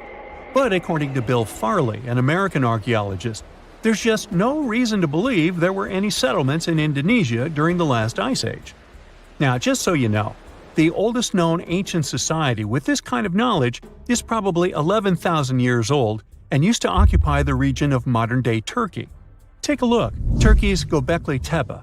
It's also not a pyramid, but it's the oldest monolithic construction made by humans. Back in the Neolithic period, a lot of people settled there, and there are proofs for it. For example, the walls there are covered in ancient drawings of clothing and wild animals. Until recently, the title of the world's oldest pyramid went to a three-sided construction known as the Djoser Pyramid in Egypt. Djoser is located just a few miles south of the Giza complex in a town called Saqqara. It made its way to popular culture more than once. In the 18th century, it became a common feature in European paintings. Young men from the cultural elite did a grand tour around the world, and Saqqara was at the top of their list. It was also featured in the video game Assassin's Creed, with a digital representation way more accurate than many historical drawings of the thing. That was kind of a big deal in ancient Egypt, to build pyramids for kings to spend their afterlives. And if you thought the Khufu pyramid was the oldest one in the world, well, Djoser was built 70 years ahead of that time. The development of new technology has allowed archaeologists to make groundbreaking discoveries, and a new, or should I say ancient pyramid in South America might win the title in dispute. It turns out that pyramids were also pretty fashionable in the Americas in the old days. Among them are the iconic pyramids of Guatemala's Tikal Temple Complex, the same ones that appeared in Star Wars No. 4. But to find the oldest pyramid in the Americas, one would have to travel to Peru. Deep in the Peruvian desert, archaeologists stumbled upon a sprawling ancient metropolis known as Corral. At first, researchers believed that the settlement was pretty recent, since the site was way too complex for ancient technology to handle it. As we said, Corral is a desert town, like Las Vegas, but without all the hoopla. This means no easy access to water. And for cities like these to thrive, they need a considerable irrigation system, which leads us back to complex technologies. The Peruvians surprised us all with this new discovery. This site was huge, filled with an amphitheater, houses, and religious buildings. The whole thing probably sprawled through 370 acres. And when scientists went to test their initial hypothesis using radiocarbon dating, they found that the city probably sprung around 2027 BCE. On the site, archaeologists found 6 pyramids that could possibly predate the one in Saqqara. As far as they know, both civilizations coexisted in the same time period, in opposite parts of the world. But since researchers can't pinpoint the exact age of Corral's pyramids, it's pretty hard to guess which civilization completed their pyramid first. If only we had a crystal ball. Now, it just so happens that the shape of a pyramid is something that nature is able to produce all on its own, leaving us modern-day humans a bit confused.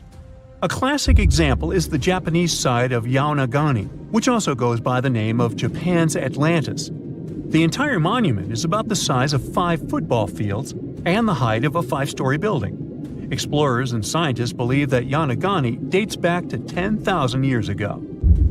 For Japan's top marine geologist, Professor Masaki Kimura, Yaonagani is the heritage of a lost civilization. Kimura has dived into exploring the ruins over 100 times over the past 10 years. To him, there are clear signs of human activity down there. Check out this triangular-shaped pool on the monument's surface. Kimura thinks it's actual proof of humans, because this triangle-shaped concave is a historical symbol of water fountains in the region. As it happens with a lot of these cases, not all scientists are convinced the same. For many, Yaonagani is probably the result of thousands of years of erosion, and the fact that the monument is composed of one massive rock leads them to believe it is not really human-made. Sure, these huge basalt columns may look like the ruins of a palace, but they're most likely the result of the intense volcanic activity in the region. And speaking of natural formations that really look like a human made it, a pyramid on Mars has been a hot topic lately. Humans have been keenly trying to prove that there is life on Mars for quite some time. But some are stretching it really far, saying that little green or gray people built a pyramid on the planet to try and build their own civilization. This picture was taken over a decade ago by the Mars Reconnaissance Orbiter, the MRO, but it started to resurface recently. It shows what looks like a 3-sided pyramid. Some people claim that the smooth side of the pyramid could only be the effect of otherworldly work. Then science comes along and explains that Mars is home to one of the deepest canyon systems in the whole solar system. The so-called pyramid is located in what is known as the Kandor Chasma region. This Martian region has a bunch of similar formations that are nothing more than the result of erosion. Nothing supernatural going on there, apparently.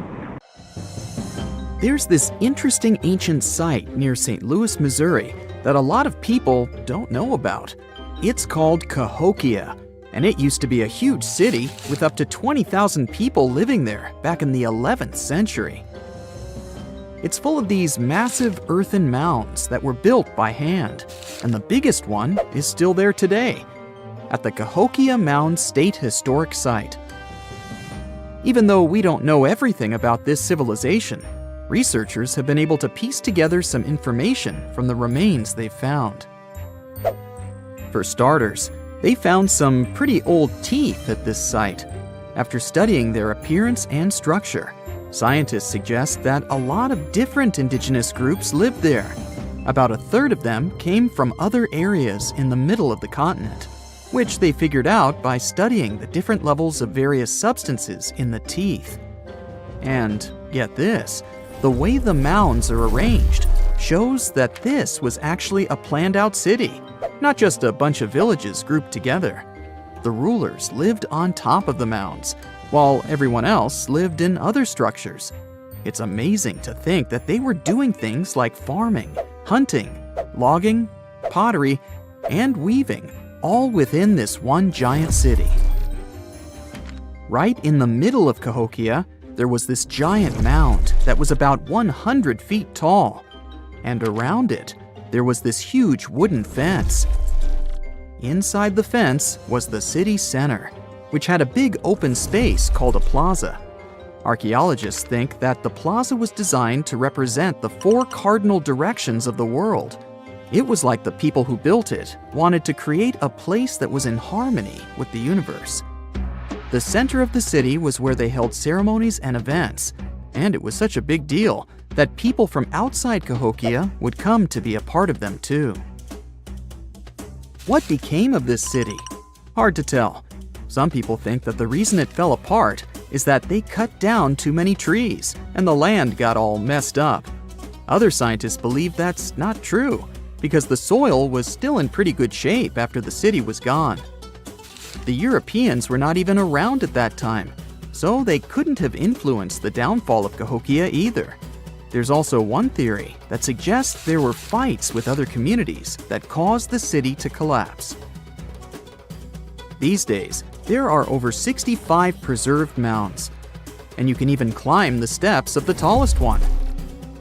The best part is that local authorities are thinking of making it a national park, so you should totally plan to visit before it gets too crowded. Mohenjo-Daro is another lost ancient city that's still surrounded by mystery. Located in modern-day Pakistan, it was a city that flourished during the Bronze Age, and it was extremely advanced for its time. It had things like water systems and fancy architecture that other cities didn't have back then. Despite these features, it's not as well known as other ancient cities, like those in Egypt or Mesopotamia. What's even weirder is that at some point, the city was abandoned, and no one knows why. Archaeologists found the city in 1911, but it took a while for them to realize how important it was. Eventually, they uncovered a lot of really interesting things about the city, like its advanced sanitation system. Excavations uncovered over 700 wells, as well as private baths and a large communal bath. Remarkably, even private homes had toilets, and waste was efficiently disposed of through a citywide sewage system. They also had a lot of trade connections and made some really beautiful objects, like pottery, jewelry, and figurines that were sold all over the region. Despite its amazing culture and knowledge, scientists have yet to figure out why the city was abandoned. Some people think changes in the nearby river might have had something to do with it. The writings that the people of Mohenjo-Daro left behind are still a complex code, even for the most skilled specialists, making it even harder to piece together their history. Have you heard of the lost city of Kolmanskop? It used to be a small settlement in the Namib Desert. Legend has it that it got its name from a man named Coleman who got stuck in the local dunes and was never seen again. But that's not the interesting part. In 1908, a railway worker found a shiny stone and showed it to the chief railway foreman, who turned out to be a hobby mineralogist. They discovered it was a diamond, and soon, Kolmanskop became the richest town in Africa and one of the richest places in the world. It had luxurious stone houses, a school, a hospital, and even an ice factory to produce ice for fridges. The hospital had the first X-ray machine in southern Africa, which was supposedly used to check if workers were illegally swallowing diamonds. Its popularity began to decline in the late 1920s when another diamond-rich location was discovered nearby. Most of the inhabitants soon began to flee the city in search of a better life, leaving the buildings abandoned. In 1938, all machinery was taken south and the town was left to the desert. The last inhabitant left Kolmanskop between 1956 and 1960. The hot climate and low humidity have preserved the structures over time, and tourists can now visit this desert ghost town. You've surely heard about this next ancient city, Machu Picchu. It's this incredible ancient location in Peru. It stretches across a huge piece of land in the Andes Mountains and sits high above sea level. It's even considered one of the wonders of the modern world. But here's the thing. Scientists aren't exactly sure what it was used for. It could have supported up to 750 people, but there aren't a lot of human clues left behind. Some people think it was more of a spiritual or ceremonial place, while others believe it may have been like a fancy spa retreat for the nobles. The extensive terraces might mean it was used for crop testing or as a trading hub. And there's even a theory that it was used as a prison because they found a cell-like area too. It's amazing that even today, archaeologists and historians are still puzzled about how it was built. Did you know that they probably didn't even use wheels for transportation? And those massive granite rocks were somehow pushed up the steep Andean mountains, even though most of them weighed a lot. Some historians think that hundreds of people worked together to push each rock up the peak. The huge stones at Machu Picchu are also so close together that you can't see any cracks between them. It's pretty cool because it also makes the area safe during earthquakes, which is important since Peru is a shaky country. But how did the stones stay put during all those quakes? They actually move a little bit, but then they go back to their original spot, almost like they're dancing. Some people think wet wooden wedges were used to keep them in place, but that doesn't really add up, considering how big the structures are. Locals back then also seem to have built Machu Picchu without using any pack animals or iron tools. They had to sculpt and put everything together using mostly their hands. Plus, the citadel is built on a fault, so they had to move a bunch of stone and earth to make it flat. Scientists also think that the real construction is actually underground because of the deep foundations and drainage system. In fact, there's a hidden water system that was just recently discovered using 3D scanning. They didn't even use mortar to put the granite blocks together. They were so precise that you can't even fit a sheet of paper between them. One theory suggests that people that lived there used stone tools made of a harder material than the stone they were cutting. You type Tonga Cliff Mystery into Google and this pops up. A rock. Yep, just a rock. At least at first glance. But it gets weird once you realize this is actually a 2-story tall boulder perched on top of a 120-foot high cliff in Tonga. And it's chilling there, at a whopping 128 feet above sea level. So, how the heck did this rock get there? First, a proper introduction. This is Makalahi, which means big rock in Tongan. This name hits the nail on the head because this baby stands at about 22 feet tall. That's taller than a giraffe standing on its tiptoes. And it weighs over 1,300 tons. And that's like stacking nearly 325 elephants on a giant scale. With those massive measurements, it makes total sense that the locals call it Makalahi. But from now on, we can also think of it as the giant tsunami rock. And to understand why, I've got to tell you the story of Makalahi in Tonga. In 2024, researchers from the University of Queensland's School of the Environment were exploring the southern side of Tongatapu Island. One day, they were chatting with a group of local farmers who mentioned a strange and massive rock sitting up on a cliff. And they were honestly pretty surprised. After all, it didn't make any sense for such a huge boulder to be located that far inland, especially since it's sitting about 656 feet away from the edge of the cliff. On top of that, it was covered in vegetation and surrounded by overgrowth, which suggests it's been sitting there for a long, long time. That's when they started asking themselves the big question: where did this rock even come from? So to figure it out, the team created a 3-dimensional model of the boulder and headed to the coast. After some careful research, they finally found the spot where the boulder could have originated. Turns out it broke off from a cliff more than 90 feet above sea level. Alright, so they found the source, but let's take a moment to recap what we know so far. The rock originally came from a spot about 98 feet above sea level, and now it's sitting at 128 feet above sea level. That's a pretty big jump. Sure, it's not like climbing Mount Everest or anything, but come on, it's a rock. It didn't just grab some gear and climb up there by itself. That brings us back to the big question. How did this massive boulder get up there? Well, it was probably moved by a tsunami. Yep, this rock could actually be solid ancient evidence of a tsunami. You see, we're talking about Tonga, an island country in Polynesia, part of Oceania. It's made up of nearly 170 islands with about 36 of them inhabited. The country is divided into 3 main island groups: the Vava'u, Ha'api, and Tonga-Tapu archipelagos.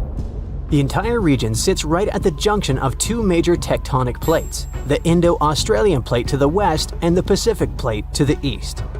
It's part of the Pacific Ring of Fire, that giant horseshoe-shaped zone that wraps around the ocean basin. And if there's one thing we know about the Ring of Fire, is that it's packed with intense geological activity. With lots of earthquakes and volcanic eruptions happening all the time, and those events can absolutely trigger catastrophic tsunamis. Tonga is no exception.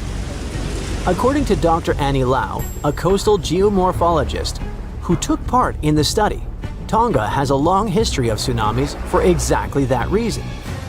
Take the tsunami that hit the country at the beginning of 2022, for example. That catastrophic event produced waves as high as 66 feet, with water pushing nearly 0.62 miles inland. It was so powerful that, tragically, it claimed the lives of at least 6 people, and it was actually triggered by a volcanic eruption. So yeah, tsunamis are pretty common in Tonga, thanks to all that magma and tectonic activity constantly happening beneath the surface. And a massive, powerful wave is likely what carried Makalahi up onto the cliff. According to the study, this event may have happened around 7,000 years ago. That's even older than the first human settlement in Tonga, which is believed to have occurred roughly 3,000 years ago. Interestingly, that estimated timeline lines up with evidence of a massive tsunami that hit New Zealand's North Island, around 1,300 miles southwest of Tonga. The researchers had a theory. Now all they had to do was run the numbers to see if it was actually possible. So they measured the boulder's size and weight, then used that data to model how big a wave would have to be to push such a massive rock that far inland. Their findings suggest the boulder may have originally sat near the edge of a cliff, but was shoved inland by a tsunami. The wave lasted about 90 seconds and reached up to 164 feet in height. That's almost as tall as Niagara Falls. Just to give you a perspective, that's significantly larger than the waves recorded during the Indian Ocean tsunami in 2004 or the Tohoku tsunami in 2011. Now, here's the thing. These tsunamis were triggered by earthquakes, and waves caused by earthquakes usually top out at just a few tens of feet. So, in Makalahi's case, it probably wasn't an earthquake that did the job. Instead, it's possible the wave came from a landslide tsunami. This theory suggests that the earthquake not only generated a tsunami that flooded the island, but it probably also triggered a massive landslide. When a huge chunk of material suddenly slides into the ocean or something shifts quickly underwater, it can create a landslide-triggered tsunami, and that landslide, in turn, may have produced a second tsunami. One powerful enough to carry Makalahi and drop it where it still sits today. Now, while science may have found a likely explanation for how the rock got to such a strange location, many locals will probably continue to pass down the traditional stories tied to rocks like this one. According to Polynesian mythology, coastal boulders like Makalahi were placed by the legendary hero Maui. In some legends, Maui used a giant boulder and a magical rope made from the hair of the deity Hina to anchor the sun and slow it down. Another story is known as the Maui Throwing Stones. It refers to a group of 8 coral limestone boulders located in the village of Havelukilu on Tonga-Tapu. The myth mentions that these massive stones were thrown to Havelukilu by Maui from the neighboring island of Eua. The story goes that Maui was annoyed by a rooster that woke him up every morning, so he picked up stones and hurled them at the bird. And that's how the rocks from Eua ended up in Tonga-Tapu. Now here's the interesting part. The term white chicken in Tongan also means foaming waves, so some believe this story may actually be a metaphor for a tsunami. Even though these myths don't mention Makalahi directly, they show how important rocks like these are to local people. Now, we can say that this archaeological evidence is not only important for culture, but also for science. The recent study gives us some fascinating theories about how the rock ended up so high up and so far inland. But researchers still need to find what's called a landslide scar to prove their point and fully solve the Tonga Cliff mystery. Follow-up research is crucial because it will help us to uncover what triggers these kinds of events and how often that might happen. And who knows? One day we might come across new cases of giant rocks moved by giant tsunamis, each one carrying its own story from the deep. Whoa! It's a huge flying island right above your head. In the era of AI, you may think it's nothing but a neural network video, but let me tell you that first, it's very much real. Two, if you want, you can as well visit it. It may even hold the key to the El Dorado secret. This place is called Roraima, and it's actually not an island at all. It's a mountain. Due to a number of factors, we get this vision of an island floating somewhere above us. But it's all about the flat top this mountain has. There's no standard peak, so it looks flat and the thick clouds get blended into the skies, thus creating this optical illusion. Despite the advancements in satellite technology and affordable air travel, there are still few places on Earth that feel truly uncharted. Like Mount Roraima is one of them. It's been around for almost 2 billion years, and it's one of the oldest formations on our planet. For comparison, dinosaurs appeared somewhere around 240 million years ago. Some scientists believe that this area used to be a part of the supercontinent called Gondwanaland. And back then, it wasn't yet a mountain. When the supercontinent split apart, the erosion created this magnificent tabletop mountain. But what's interesting about this place is not the age, but the fact that it still looks prehistoric. It's almost untouched. The reason for that is late exploration of this part of South America. By the way, we still discover new flora and fauna species living there every year. For a mountain, it's relatively short, only 9,220 feet. There are cities located at a higher pitch above sea level, say La Paz in Bolivia, whose elevation is 11,940 feet. So people could be living in the area of Mount Roraima too, despite its hard-to-get location. But there's a twist to it. The Pemon people are the original inhabitants of this region, and they have an incredibly rich tradition of myths. For instance, their mythology features deities that live on the Tepui, which are flat-topped mountains found in the grasslands. These mountains are considered sacred and are off-limits to the living since they're believed to be the dwelling places of ancestor spirits known as Moai. So, there are traditions that restrict living in this area, but still, some sources claim that local communities do dwell there. But, obviously, modern problems lie not only in the spirits, but in very much limited job opportunities there. However, guided tours are actually available. So what will you see if you ever dare to visit this place? At the base of the mountain lies an evergreen rainforest featuring trees that range in height from 82 to 150 feet, with some specimens reaching up to 200 feet. Some of them are endemic for sure, meaning that it's the only place in the world where you can find them. Like, you can find orchids as large as a medium-sized tree. It's not a surprise because due to the remoteness of this place, species here may have followed a completely different evolutionary trail, unlike most of the flora and fauna on our planet. Next, you have all the chances to stumble upon a waterfall at the base of Roraima that's been flowing for millions of years. Fun fact, there are no rivers on Roraima summit, but the rainfall seeping through the porous rocks create this incredible view. All combined together make it look like some lost world, right? By the way, Sir Arthur Conan Doyle was inspired by Tepui, these tabletop mountains, when he was writing his The Lost World novel. Yep, it's not only Sherlock he was famous for. Among these natural wonders, Roraima stands out as the most accessible Tepui. There are more similar formations, but they're way less trek-friendly. Yeah, Amongst other mountains, Roraima may be the easiest to get to, but still, it is very hard to get there, even taking into account all the modern technologies. So, how did the discovery happen? Hard to say for sure, but there is a theory backed up by official records. Back in the 16th century, here was this Sir Walter Raleigh. Look at his fancy collar and mustache. He was one of the most important people during the Elizabethan period. In 1594, he got to know about a great golden city near the Caroni River.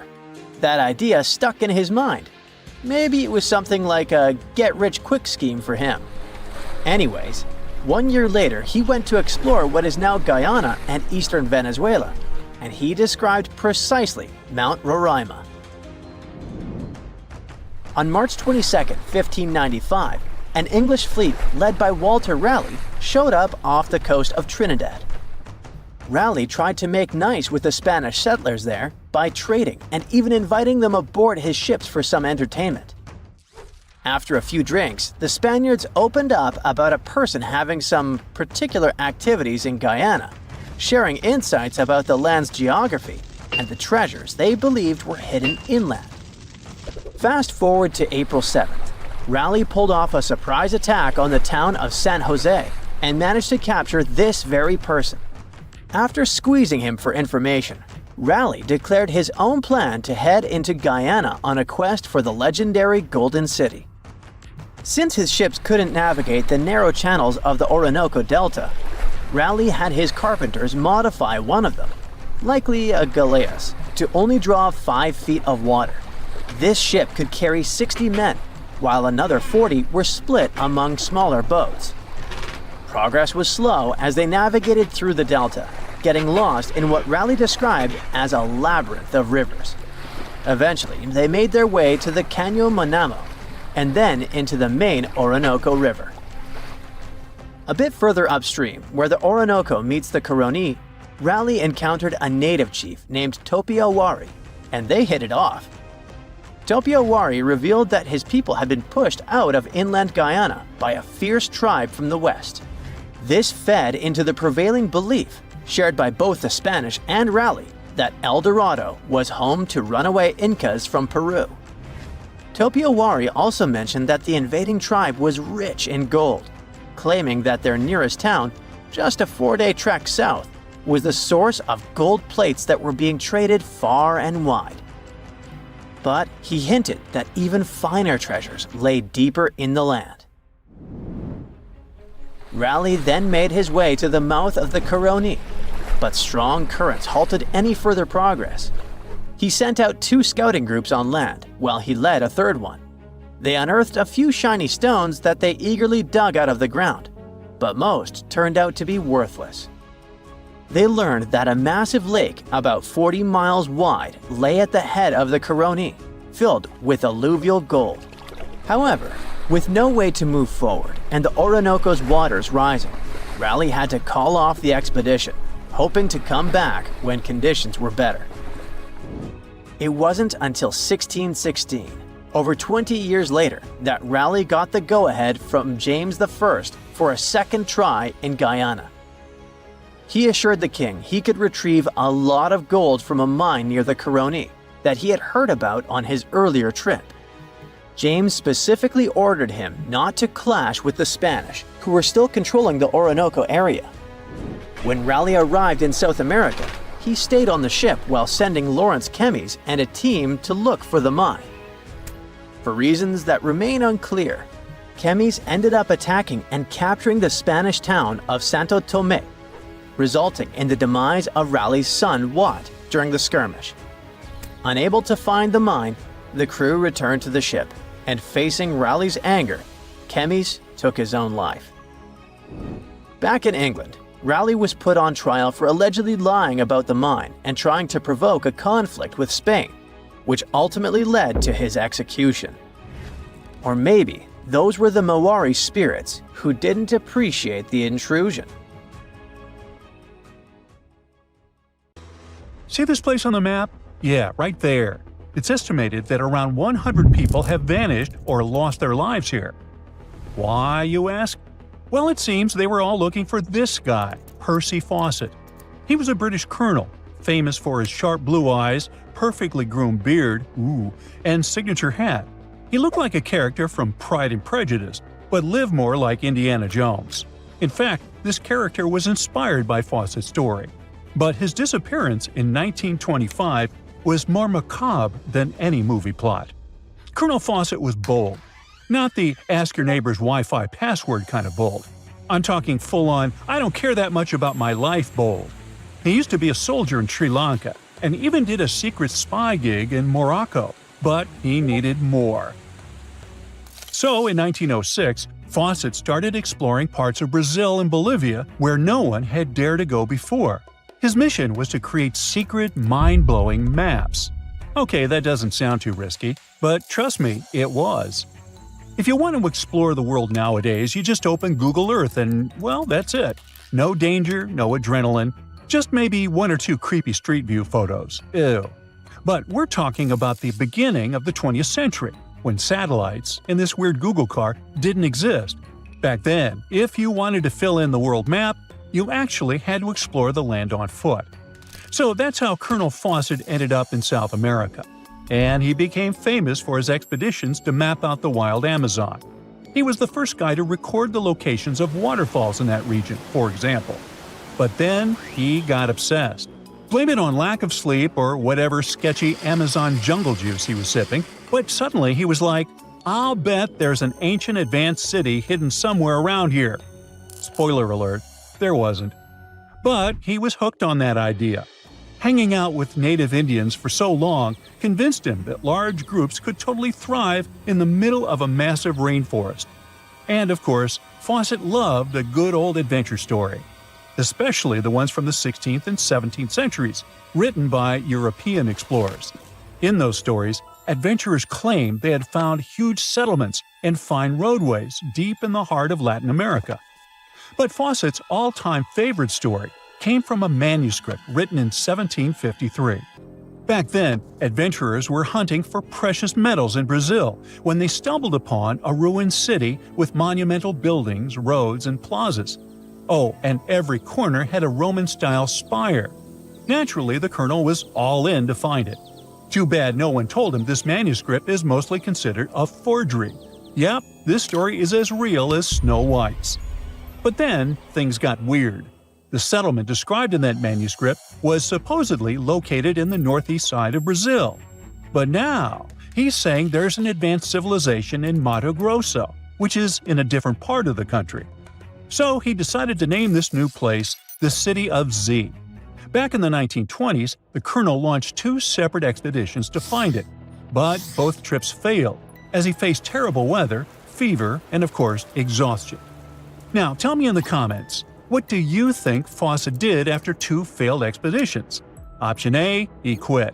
Option B, he called his mom. Option C, he tried again because he didn't get the memo that the universe is clearly saying stop. Well, of course, option C is the right answer. This is relentless Fawcett we're talking about. So, 3 years later, the colonel finally gathered enough cash to launch yet another expedition in search of the City of Z. All he needed was a crew of people crazy enough to join him. Famous and experienced explorers were begging to come along. But nope, Fawcett decided to take his son and his best buddy instead. In January 1925, this brave trio set off on their journey. They packed mosquito nets, canned food, and made a promise, we shall return. Another spoiler alert, they didn't. Uh-oh. The journey kicked off in New Jersey, and then they sailed all the way to Rio de Janeiro, Brazil. There, they stopped to grab some pack animals, like horses, and hired a couple of local guides. Now they were ready to head to the city of Cuiabá. Now keep in mind the distances in Brazil are crazy huge. So this little journey was like traveling from Miami to Chicago on foot. 3 months later, they finally ventured into the jungle for the first time. And that's when the fun really began. The crew faced piranha-infested rivers, an endless maze of thick trees, and the worst part, bugs. The constant annoying zzz of a gazillion mosquitoes wouldn't let them sleep, and Fawcett's best friend's foot got huge from tick bites. But the colonel didn't have time to babysit his friend's princess foot. Oh no, he was too obsessed to take a break. In fact, at some point, he was so far ahead of his companions that he had to camp alone for a night. On May 29th, Fawcett finally came to his senses. There was no City of Z. But did he let that stop him? Not really. He unpacked their gear and sent the local guides back to Cuba. But before saying a final goodbye, he asked them to deliver a letter to his wife, saying something like, "Don't worry, hon, our son is well and getting stronger every day." Sure he was. Anyway, after this dramatic farewell, the trio set off into the bush alone. The darkness swallowed the thick forest, and then they were never seen again. Okay, that was intense, so let's fast forward.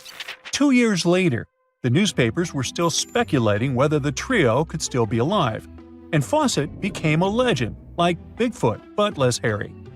One guy said that the colonel had become one of the locals and was living his happily ever after in the jungle. Another guy said he was held prisoner by the Indians, but no one could confirm any of these sightings. It wasn't until 1928 that the British authorities finally thought better late than never and decided to look for Fawcett and his crew. By that time, they were sure their expedition had perished, but they still needed proof. And after days and days of surviving the jungle's worst nightmares, they found, well, nothing. But in a weird way, this mystery inspired more explorers to look for them. It's estimated that about 100 people have passed away in this process, and a few have followed in the explorers' footsteps by disappearing without a trace. So, what really happened to the expedition? Researchers have pointed their fingers at everything under the sun: parasitic infections, starvation, drowning, jaguar attacks, you name it. Some even say Fawcett dove headfirst into mysticism and started an occult community in the jungle. The Brazilian anthropologist Orlando Vilas-Boas was probably the one who got the closest to solving this case. Back in the 1950s, he was working with the Kalapalo Indians when they suddenly admitted to, getting rid of Fawcett. They even had bones to prove it. But it turns out a forensic analysis showed that the remains didn't belong to the colonel. So we're back to square one, and nobody knows, to this day, whatever the heck happened to them. Fawcett's quest, as we know it today, is based on some pretty questionable sources. But there is a possibility that he wasn't living in Delulu land after all. Recent discoveries suggest that his idea of a sophisticated jungle city wasn't just pure fantasy. In 2024, a massive ancient city was found in the Amazon, hidden beneath dense vegetation. Evidence suggests it was built around 2,500 years ago, and it was surprisingly advanced, featuring houses and plazas, all connected by an incredible network of roads and canals. But this city was in a forest in Ecuador, not Brazil. So who knows? Maybe the legendary City of Z is still out there. Scientists found an entire city of Gaiangola that was hidden beneath the dense jungles of Mexico for 600 years. It covers 360 hectares, had over 1,000 buildings, 2.5 miles of defensive walls, a network of internal roads, and a well-planned urban layout with temples and ball courts, and separate neighborhoods for the elites and commoners. For centuries, people believed there was just an abandoned fortress there, based on stories passed on from generation to generation. Until recently, there was no way to see how truly huge it was without spending years on the ground. But thanks to the new technology, a remote sensing tool called LiDAR, they got a 3D model of the area in just 2 hours from a plane. Gaiangola was built between the years 1350 and 1521. It was a crucially important place for the Zapotec people, a group that had lived in the area since around 700 BCE. In Gaiangola, families lived together in homes with big patios in the middle, surrounded by rooms. When families got bigger, they built more rooms and made their homes larger. The study found that both the leaders and regular people worked together to make the city better. Because Gaiangola was surrounded by mountains, they used this land wisely and built their houses in a way that fit the slopes and let rainwater flow naturally. This helped keep their homes safe and strong. They were built so well that many of these buildings are still standing, even after hundreds of years. There are 2 pyramids in the center of the city. They may have been used as temples where the priests celebrated rites and ceremonies to their deities. The priests brought offerings to the altars, and the people assembled at the 2 squares that are now sunken. Then, there is also a palace with 64 rooms, some of them with circular columns on several sloped terraces. There are patios with many stairways all connected to each other.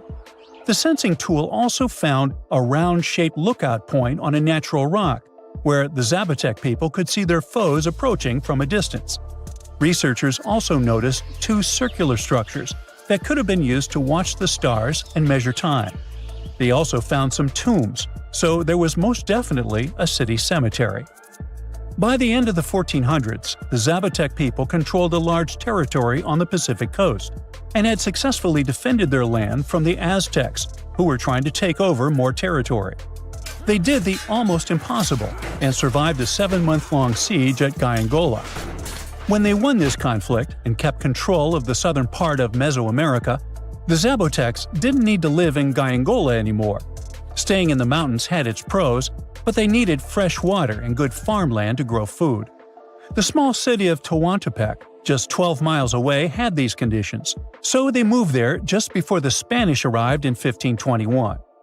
Over time, Zapotec traditions started to fade, but their culture didn't disappear completely, and more than 300,000 Zapotec people still live in Oaxaca state in Mexico. They speak their own languages and keep their traditions alive.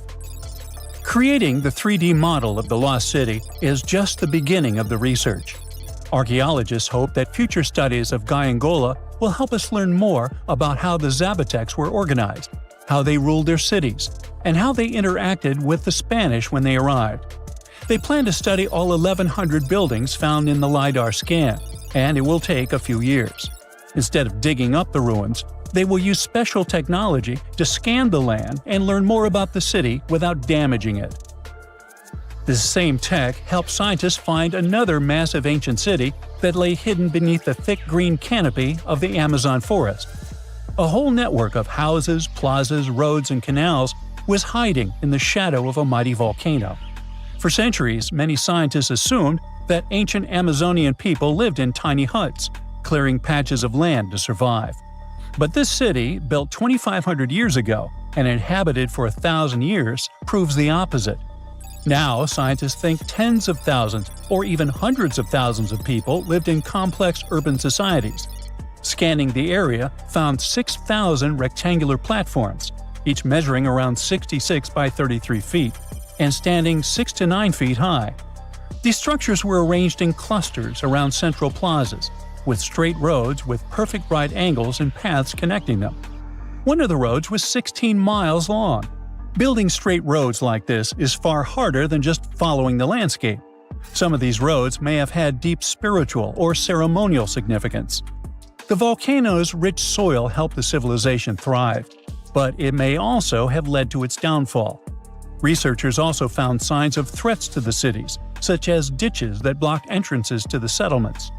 Maybe some people living nearby were trying to get in. The next step for the researchers will be studying the adjoining 116 square miles to know more about this large, complex society that could be bigger than the well-known Mayan societies in Mexico and Central America. Meanwhile, in 1963, a man in Turkey discovered an ancient city while renovating his own house. He knocked down a wall in his basement and found a mysterious room. He kept digging and saw a tunnel. It led to the Derinkuyu underground city. It's one of the deepest multi-level underground settlements in Cappadocia and in all of Turkey. The inhabitants lived on 8 levels and had access to cellars, storage areas, chapels, a school, a study room, and other structures. All floors were connected by an extensive network of tunnels. The underground city was probably built as a shelter. The construction is hiding at 279 feet deep, and you can't see it from the outside. The complex was large enough to shelter about 20,000 people with their livestock and food supplies. There was also a 180-foot ventilation shaft. Archaeologists believe that Phrygians first built the levels. The Romans used and enhanced the structure later. The golden time of Derinkuyu was during the Byzantine era. The next lost and found city appeared only in a few inscriptions and ancient texts, so no one could be sure it really existed. Scientists searched the majority of the coast of Egypt, until one archaeologist and his team detected a colossal face looking at them from under the water. The ancient city of Thonis Heracleion was discovered completely submerged 4 miles off Alexandria's coast. In the ruins of the lost city, there were 64 ships, 700 anchors, and a treasure trove of gold coins. Archaeologists believe the 16-foot-tall statue and the temple remains are the most important findings discovered by the expedition. Back then, the city had ceremonies and celebrations that took place in the Temple of Ammon. The ruins and artifacts were made from granite and diorite, so they were in good condition even after having been in contact with water for centuries. They give people a glimpse into what life was like 2,300 years ago in one of the most important trade ports of the world. The city had a network of canals, sort of like an ancient Egyptian Venice. The canals linked many separate harbors and anchorages. Towers, temples, houses, and other structures were also linked by bridges.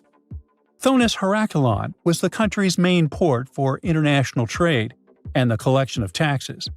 No one really knows how the city ended up submerged, but archaeologists connect it with natural causes. At the end of the 2nd century BCE, most probably after a flood, it got covered with water. Then Alexandria, the city founded by Alexander the Great, became more glorious than Heracleion. Before Alexandria's fame, Heracleion was the main port of entry to Egypt. So after the tragedy, many ships heading for Heracleion had to change their route and go to Alexandria. Heracleion lost its glory until its discovery in 2000. 1,000 years ago, near modern-day St. Louis, Missouri, there was a vibrant, bustling city called Cahokia. It was a Native American city, the largest and most influential one in Mississippian culture. At its peak, around 1050 BCE, Cahokia was home to as many as 30,000 people, making it larger than Paris at the time. But what's interesting is that Cahokia didn't have any big marketplace. Usually trade was the backbone of any big city, yet this one stood out for archaeologists. That's because Cahokia wasn't about commerce. It was about culture, community, and parties. The people who lived there threw massive parties that would last for days. The city's grandest feature was its 50-acre plaza, surrounded by amazing earthen pyramids. This massive space could hold over 10,000 people. Imagine them all gathering there for festivities, dancing, drinking coffees and teas, feasting on deer, and betting on sports. The events were super lively. Cahokians would wear awesome costumes, style their hair in interesting ways, and decorate their bodies with tattoos. Athletes were playing a game called Chunky, where they hurled spears at a rolling stone disc, competing to get as close as possible. The roar of the crowd filled the air, and performers showed off their skills. These celebrations were so wild, they left traces in history. After the parties ended, Cahokians cleaned up by tossing leftovers into pits. Archaeologists have uncovered these waste pits, and they were filled with food remains and pottery. One pit alone contained the remains of 2,000 deer, and that's from a single event. They also found traces of yaupon holly, a caffeinated plant that was traded from hundreds of miles away. This just shows how much effort and thought Cahokians put in their celebrations. Would you like to live in a city like this? But aside from all the fun and games, Cahokia was also deeply complex and spiritual. The city was built on a landscape that mixed dry land with swampy patches. Many people believe that this symbolized the connection between the world of the living and the dead. The people of Cahokia saw their city as a bridge between these two realms. They built earthen mounds, both for ceremonies and rituals, and as construction support. These mounds rose from the swampy areas. Meanwhile, people settled in the drier spots. Elevated pathways connected these neighborhoods, creating a physical link between life and death. Isn't it sad that some ancient metropolises that rival modern cities in scale just disappeared? Cahokia's story came to a quiet end around 1350 CE, when the city was abandoned, all due to changes in environments and weather, floods, and other problems. But the influence of Cahokia was so big, it spread to distant places. Some of their traditions, like Chunky and Yaupon tea, have survived in native communities to this day. Today, Cahokia is a UNESCO World Heritage Site, and it's not the only megacity we lost. About 5,000 years ago, people in the Indus Valley built some of the world's first cities. Mohenjo-Daro was an ancient city in what is now Pakistan. The city was built around 2500 BCE, and back then, it was a thriving hub of the Indus civilization. Sure, it was much smaller than modern cities, but it was quite huge at the time, around 40,000 inhabitants. It looks like the locals were crazily strict and disciplined people. The city's planning and organization were incredible. It was laid out in a grid pattern. Streets and important buildings aligned along the north-south axis, probably to match the movement of the sun and moon. They also built one of the most advanced systems for water and waste management of their time. The city had about 700 wells. Nearly every house had its own. Most homes also had private bathrooms with drainages and even underground sewers. This shows how skilled these people were at staying clean. And with all this discipline, it looks like there were no kings, queens, or even a central government. They could still have some authority, like local elites or elected officials, just not a classic strict monarchy or religion. Instead, people there cared about simplicity and order. They basically managed themselves, having standardized ways of doing things, from the way tools and potteries were made to how they traded. Which is why, unlike many other cities, Mohenjo-Daro didn't have grand palaces, temples, or monuments. Instead, they had public areas known as citadels. People gathered at citadels for rituals, meetings, and storage of grain. And it seems like this way of life worked perfectly.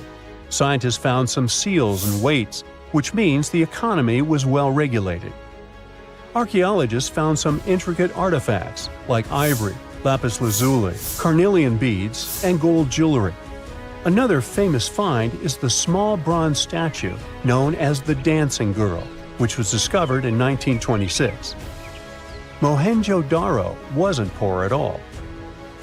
And they also pulled off some awesome buildings. Staying clean was clearly way more important to them than displays of wealth or power. So they created the Great Bath, one of the most famous structures in the city. It's a large, watertight pool built with baked bricks, perched on a mound of earth, being almost a religious place, the closest thing they had to a temple. Meanwhile, the city itself was built on a series of mounds. They grew taller over the centuries as people added new houses and structures. Why did the city fail? No one really knows. There's something mysterious about the sculptures archaeologists found. Many of them seemed intentionally broken. This means the city's later inhabitants, maybe invaders or something, destroyed them for some reason. Some scientists think that the Indus River may have shifted course, disrupting agriculture and trade. But there's no evidence of a flood or any big event like this. It just seems like, over time, the entire Indus civilization just gradually faded away. By 1900 BCE, the culture had shifted and didn't leave much behind. Let me tell you now about the ancient city of Kos, which is located where the modern town of Kos now stands in Greece. Imagine arriving by sea And the first thing that hits you is the sheer grandeur of its agora, this massive public square built with stones in different colors, laid out on terraces that rise above you. It was one of the biggest in the ancient world, and it made a great impression on anyone approaching the city. This place has a rich history, dating back to around 2300 to 2200 BCE. A long time ago, local folk gathered up from different parts of the island to form a new city in the northeast. People have lived there since the Bronze Age, and over time, it became a super important center of culture and trade. And no wonder, since it's right near a natural harbor. The harbor was sheltered by 2 breakwaters, and people built some of the most important religious sites there, including the sanctuaries of Aphrodite and Hercules. Kos wasn't just beautiful, though. It had some brilliant design.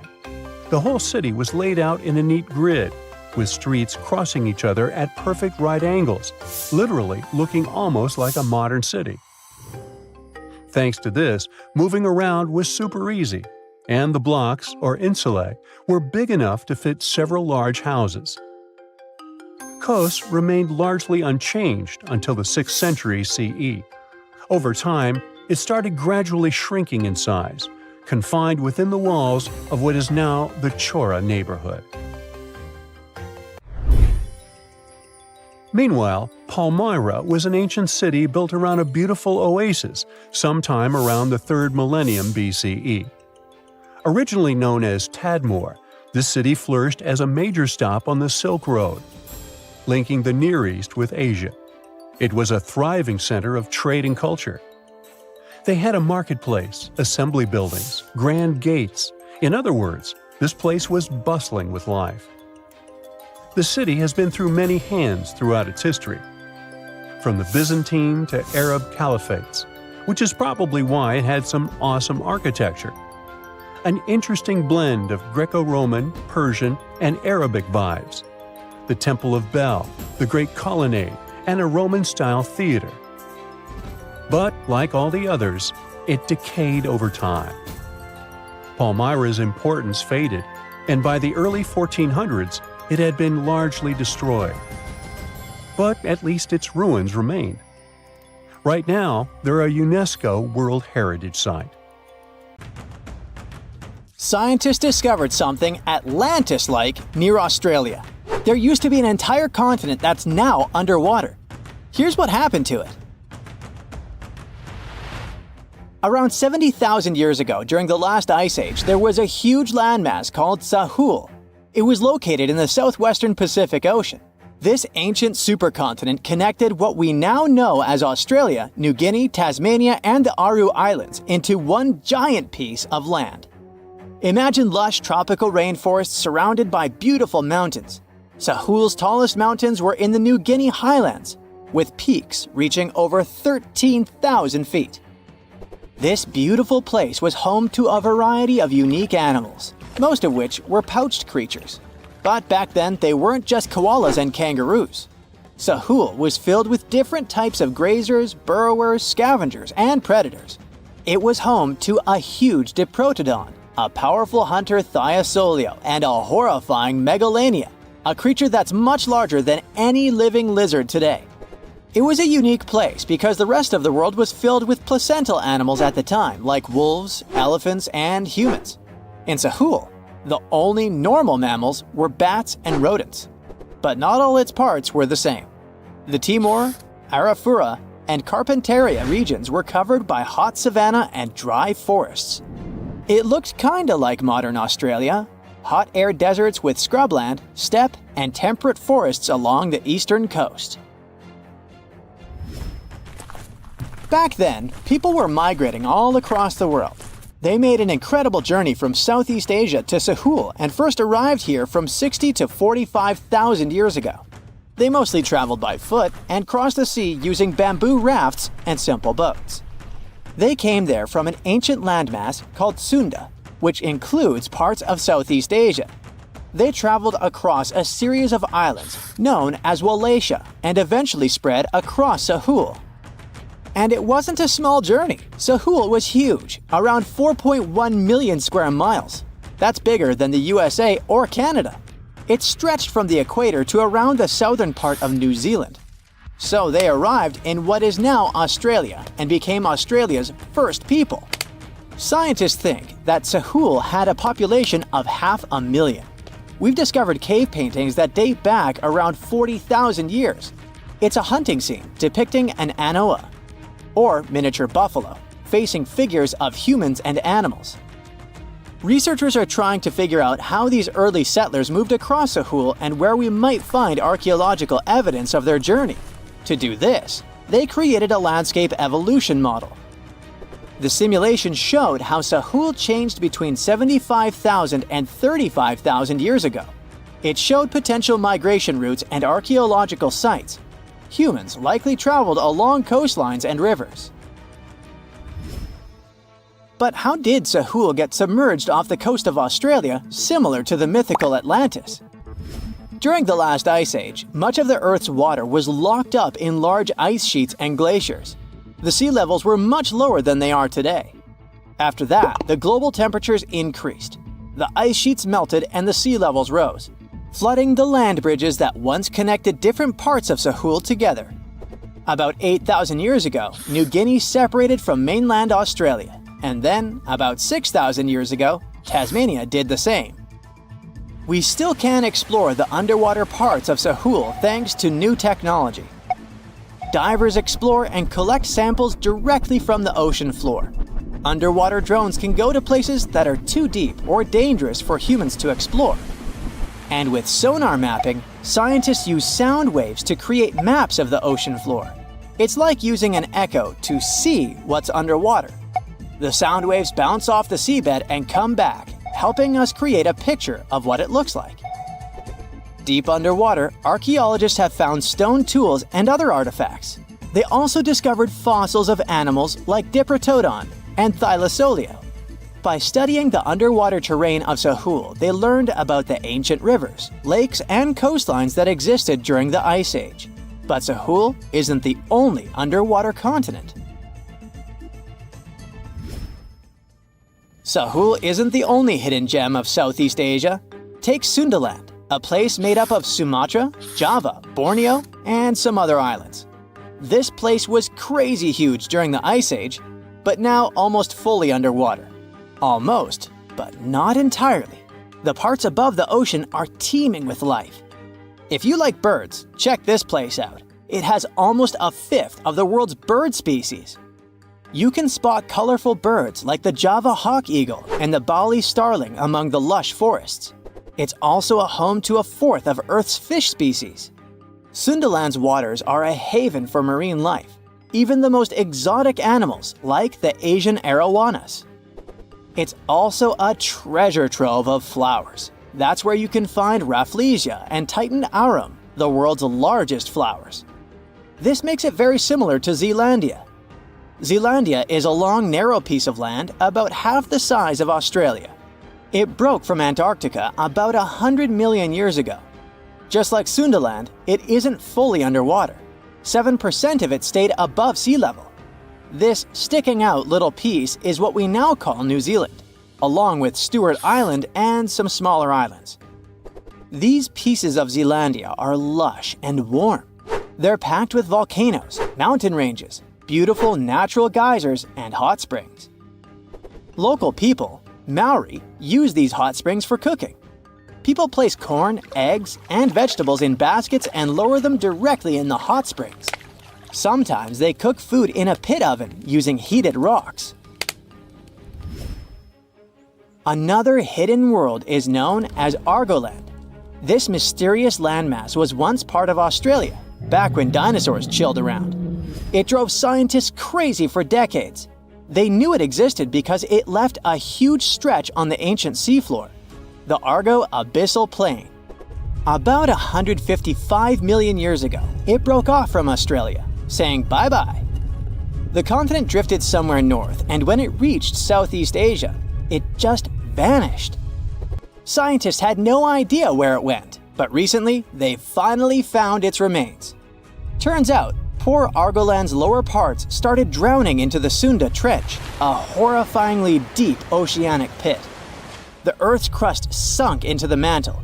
Meanwhile, the upper parts of Argoland were pushed upward, grabbing the younger rocks on land. Because of this, Argoland broke apart into a bunch of smaller pieces. These pieces formed parts of Borneo, Java, Sulawesi, and other regions. The remains are buried under Indonesia and Myanmar. Imagine a colossal landmass the size of Greenland, Greater Adria. Its journey began about 240 million years ago when it broke away from the supercontinent Gondwana. It started moving north, and after 100 million years of enjoying the warm seas, it suddenly crashed into Europe and shattered into pieces.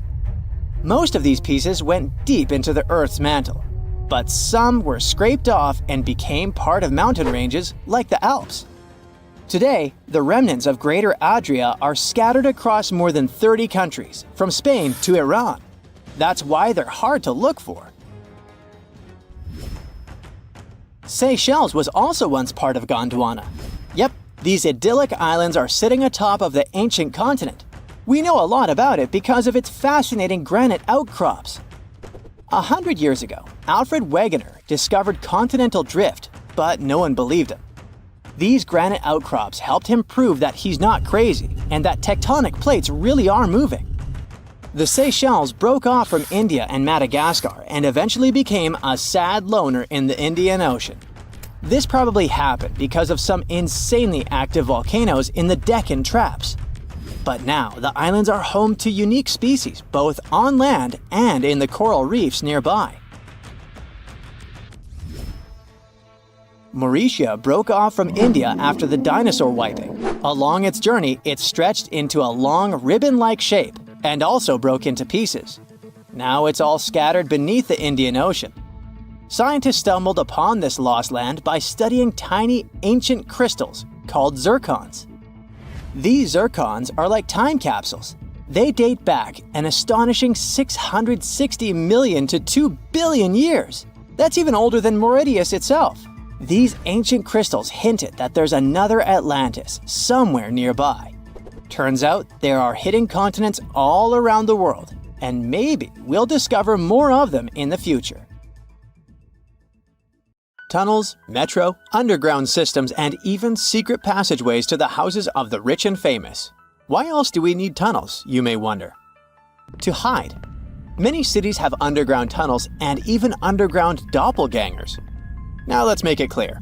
Those passages are normally not connected, contrary to the popular rumor claiming that it was possible to get from Scotland to Turkey using underground passageways built around 5,000 years ago. I mean, it sounds insane even today. Imagine building it back in the day. These tunnels have an official name, the Erdstall Tunnels, and they were most likely built in the Middle Ages. However, we still don't have the exact information about the date. The highest concentration of those tunnels are in Bavaria, Germany, but there are many of them in Great Britain and France too. Erdstall tunnels, a unique type of earthen passage found globally, are characterized by their narrow, oval-shaped corridors and tight choke points, known as schlups, or slip-outs. Despite speculation, their purpose remains a mystery. However, some of those tunnels have fireplaces and even vents, which might mean those were used primarily for shelter. Dating back to the Middle Ages, possibly as early as the 12th century, Erdstall tunnels lack archaeological signs and historical records. So it's not a surprise that there are many rumors about their use. Some scientists are sure those were storage spaces, though their narrowness makes this impractical. Another idea is that they provided hiding spots for farmers during tribal raids. However, their single entry point raises doubts about their effectiveness in evading threats. Now, if you're feeling like Indiana Jones and want to venture into those tunnels, you're in luck. A few structures, like the Erdstall Radkobluken in Austria, welcome visitors to explore these enigmatic structures. Most of them are closed to the public eye, though. The origins of Erdstall tunnels remain largely unknown, just like their real functions. And if you think, hey, it's the 21st century here, we can study pretty much everything, well, you're wrong. What makes these tunnels hard to study are the tight confines. Traditional surveying methods often prove inadequate in such spaces. To solve this problem, scientists use a handheld device that integrates an RGB camera, a gyroscope, and high-resolution depth sensors, allowing them to capture intricate details of the tunnels.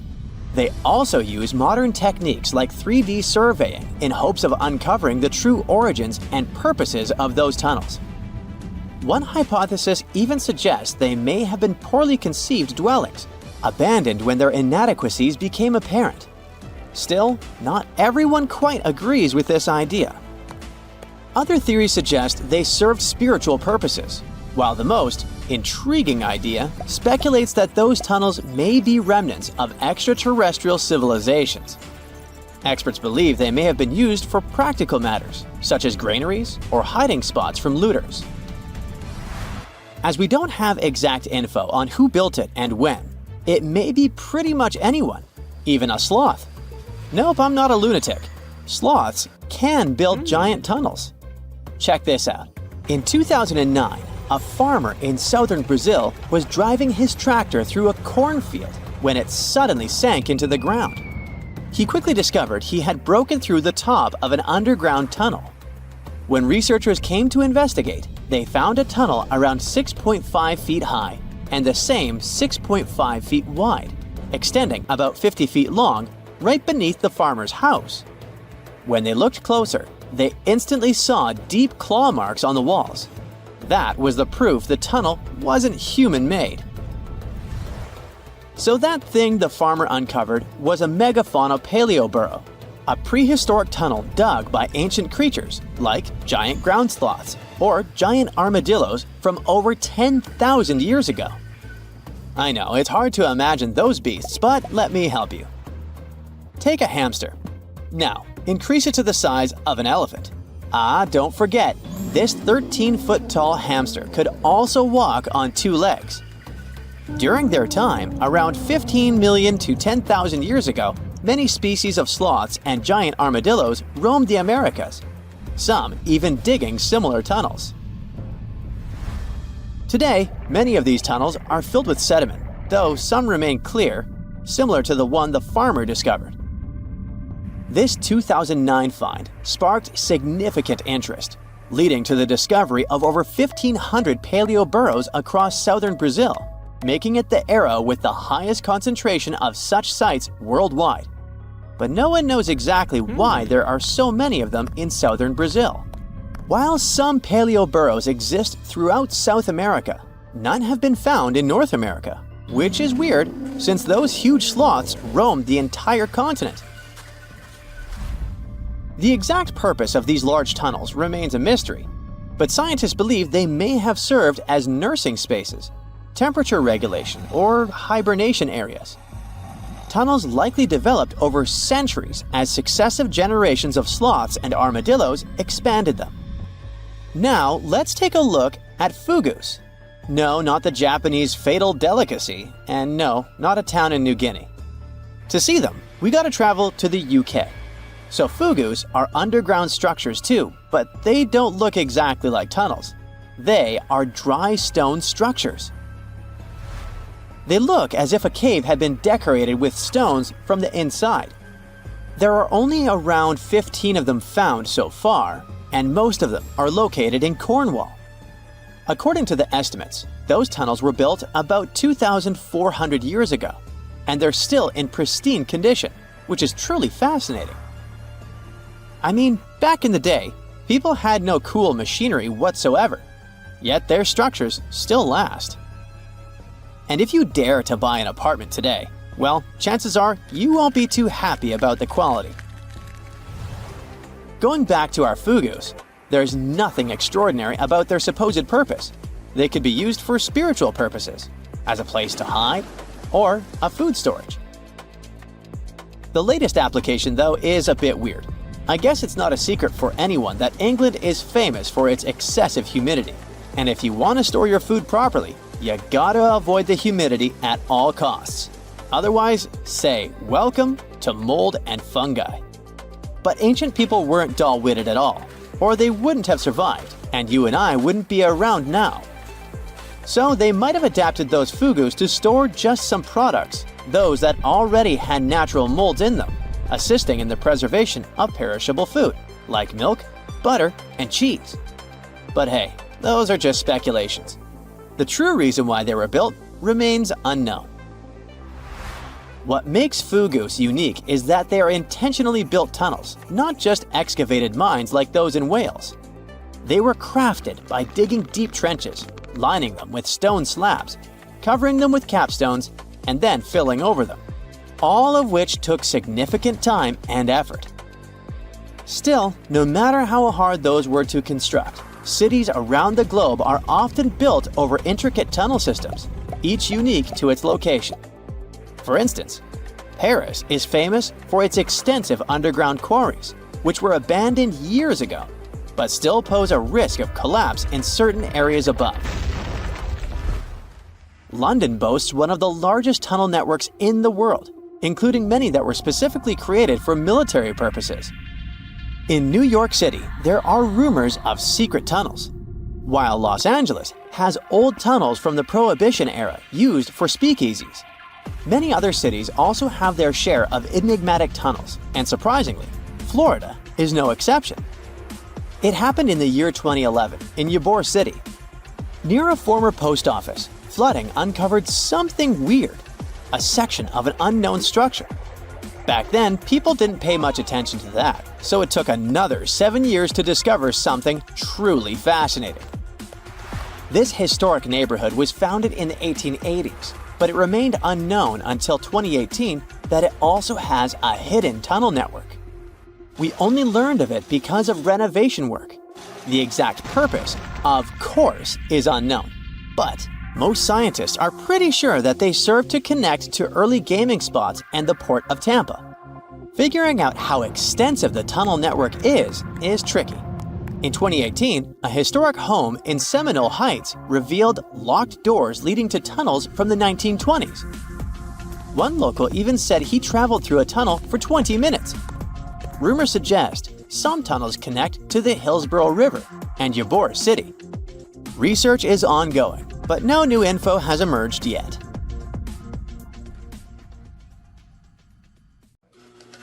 How much time passed between the inventions of the first computer and the appearance of the modern one?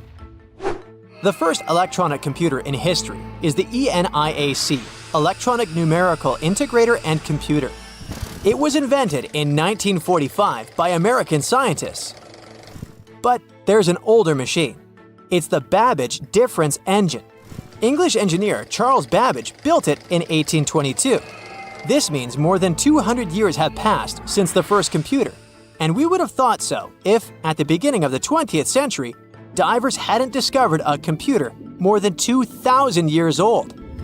In 1900, a group of divers searched for sea sponges in the Mediterranean Sea between the island of Crete and mainland Greece. But instead of sponges, they found sunken treasure ships. It was one of the most significant archaeological finds of that time. At the bottom were Greek marble sculptures and many other artifacts. Among them, divers found a strange piece of stone the size of a large book. They ignored it and put it with other finds in the museum. A few months later, archaeologists began to study the block and discovered that a strange object with bronze gears was hidden inside it. This shocked all scientists because, according to historical data, such things could not exist in ancient Greece. The technologies of that time were not so developed. Scientists started studying this object and realized they had no idea what it was. They called it the Antikythera mechanism, and they had been trying to unravel its purpose for over 100 years. The fragility of the object added complexity. It had been underwater for a millennia. Its internal instruments were damaged, and when scientists touched them, they fell apart. Over many years of research, the object has split into 82 fragments, becoming a real puzzle for scientists worldwide. They found out that it was a machine designed for astronomical calculations. With the help of X-rays, computer tomography, and virtual modeling, people could partially recreate the image of the mechanism. It was a complex structure consisting of 30 rotating gears that turned the dial. The whole mechanism was set in motion with a hand crank. All this was necessary for the ancient Greeks to track the positions of the moon and the sun and calculate the time of eclipses and the Olympic Games. It's as if Silicon Valley was in ancient Greece and the best minds united to create a revolutionary startup. The Antikythera mechanism showed that people in the distant past had excellent knowledge of astronomy and technologies for studying the starry sky. Considering that time, it was not just a machine, but a supercomputer. People entered data into it and got the result after the complex calculations it performed. In 2016, scientists found an inscription on the device containing more than 3,000 symbols. It was something like a manual for use. The text had information about eclipse colors, celestial body movement, and astrological predictions. It was like a reference list of all the events that happened to the planets in the sky.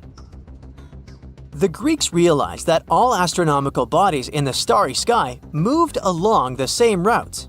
That is, they had orbits close to the plane of motion of our planet around the sun. Ancient astronomers couldn't calculate the path of their movement, so they created the Antikythera mechanism. This was one of its main functions.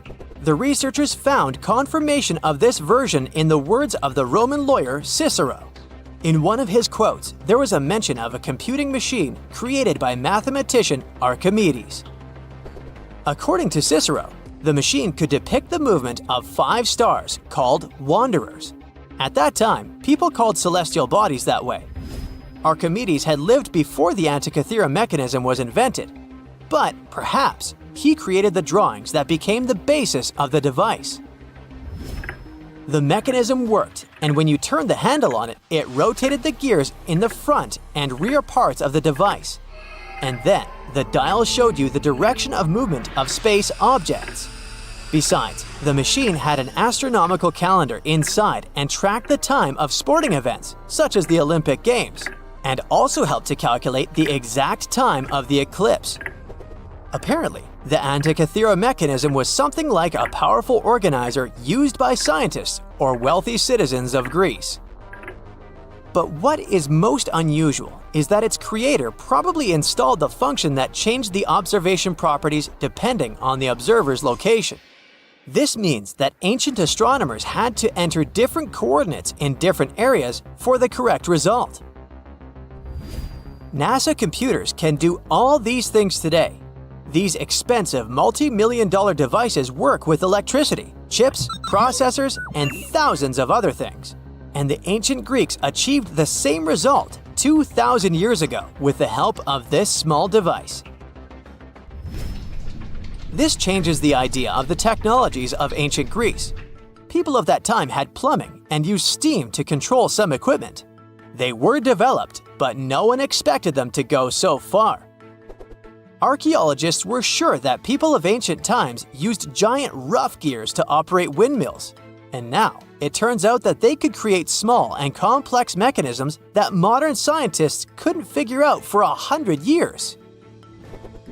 Divers continue to study the seabed where the Antikythera mechanism was found. They have already found other items, such as nails from the ship and a bronze ring. Such underwater excavations are dangerous and complicated, so the research takes a long time. Experts think that the Antikythera mechanism was not a single copy. Perhaps the ancient Greeks made the same or similar machines. Maybe they're hidden somewhere or were melted down to create something else. In those days, bronze was a costly metal, so when ancient astronomical computers broke down, people could melt them and sell the metal. Some researchers refer to the Antikythera mechanism as the ancient prototype of all modern devices. Phones, computers, and tablets have something in common with this machine. By the way, have you heard of the odometer device? This device tracks the distance traveled by car or other means of transport. Nowadays, odometers are digital, but this technology used to be mechanical, and the ancient Greeks were the first to invent it. According to some records, Archimedes might have created it. The Roman later adopted this device for use during long journeys to aid in road construction.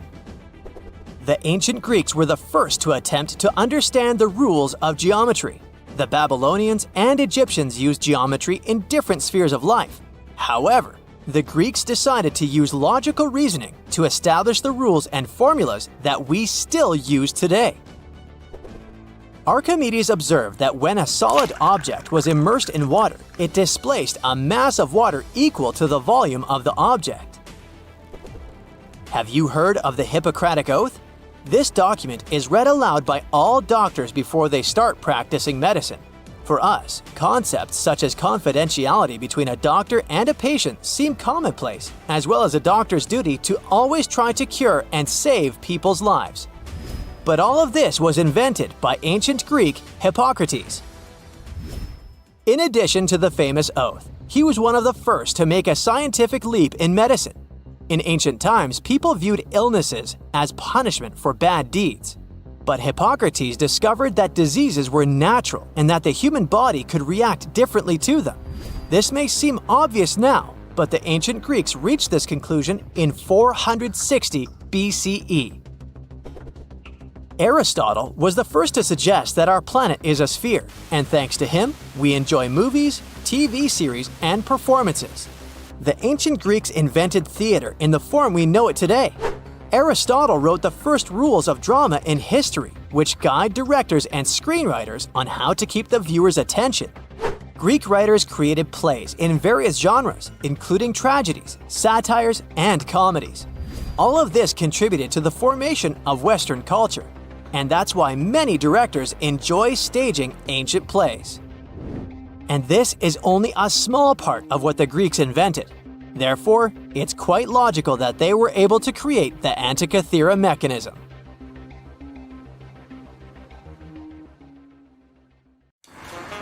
So, you've just finished your sightseeing tour of Edinburgh, Scotland, or Scotland. It lasted just under an hour, and you're hungry for more. You ask your guide if there's anything else to see, and they start talking about a mysterious underground city.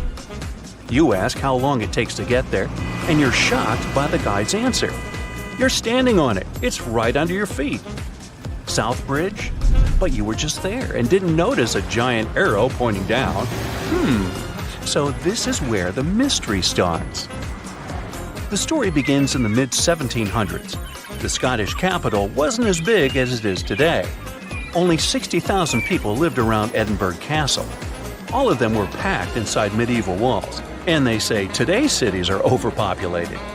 Get a load of the living conditions back then. The buildings were tall, so there was little natural light. Some houses had 14 stories. Cows walked the narrow winding streets and left stuff. Things were so bad that the famous English writer Daniel Defoe noted, "I believe that in no city in the world so many people have so little room." Yep, that's the guy who wrote Robinson Crusoe. Well, something just had to be done. The solution was to build 2 long bridges to the north and to the south of the city. The names they gave the bridges were more descriptive than colorful. The bridge to the north was completed first. In 1785, construction on the second bridge got underway. It was going to connect the main pedestrian street in the north with the university buildings in the south of Edinburgh. But don't think of this construction as a modern bridge over a river. It was more of a viaduct, a type of bridge that connects 2 hills across a valley. The word viaduct comes from Latin, as Romans were pioneers in building these structures. Their capital was built on 7 hills. And just to be copycats, Edinburgh also straddled 7 major hills. Only 2 are visible today because the city has been built up. Now, back in the 18th century, the construction of the South Bridge was a remarkable feat of engineering. It took the builders only 3 years to complete it. 19 stone arches spanned a chasm that was 31 feet at its deepest point, and the length over 1,000 feet. Impressive, even for today's standards. But what does a 2.5 centuries old viaduct have to do with an underground city? Well, it is the city. You see, they designed Southbridge to be hollow on the inside. As you walk along this street today, there is actually a huge human-made cave beneath your feet. The popular name for this set of chambers is the Edinburgh Vaults. But what was the purpose of this space? And is there something or someone there now? Well, let's take it one step at a time. The builder's original intention was for these vaults to serve as merchant shops. At first, it worked out fine. Merchants used a total of 120 vaults as shops and warehouses. There were workshops, cobblers, and taverns. But as time went by, a major design flaw came to light. The stone was leaking, and the vaults were damp all the time. There was even flooding. The builders forgot to waterproof the structure. The merchants feared the water would damage their precious goods. After just a couple of years, the first tenants started moving out. Once legal trade moved away from the vaults, the city's poor moved in. And not only them, but all sorts of shady characters. Historians don't know much about this period, since there are no written records. But even the squatters had to leave soon. If you couldn't do business in these vaults, how could you live in them? It was damp and cold, and there was no ventilation, sanitation, or natural light. It really stunk. Every real estate agent's worst nightmare.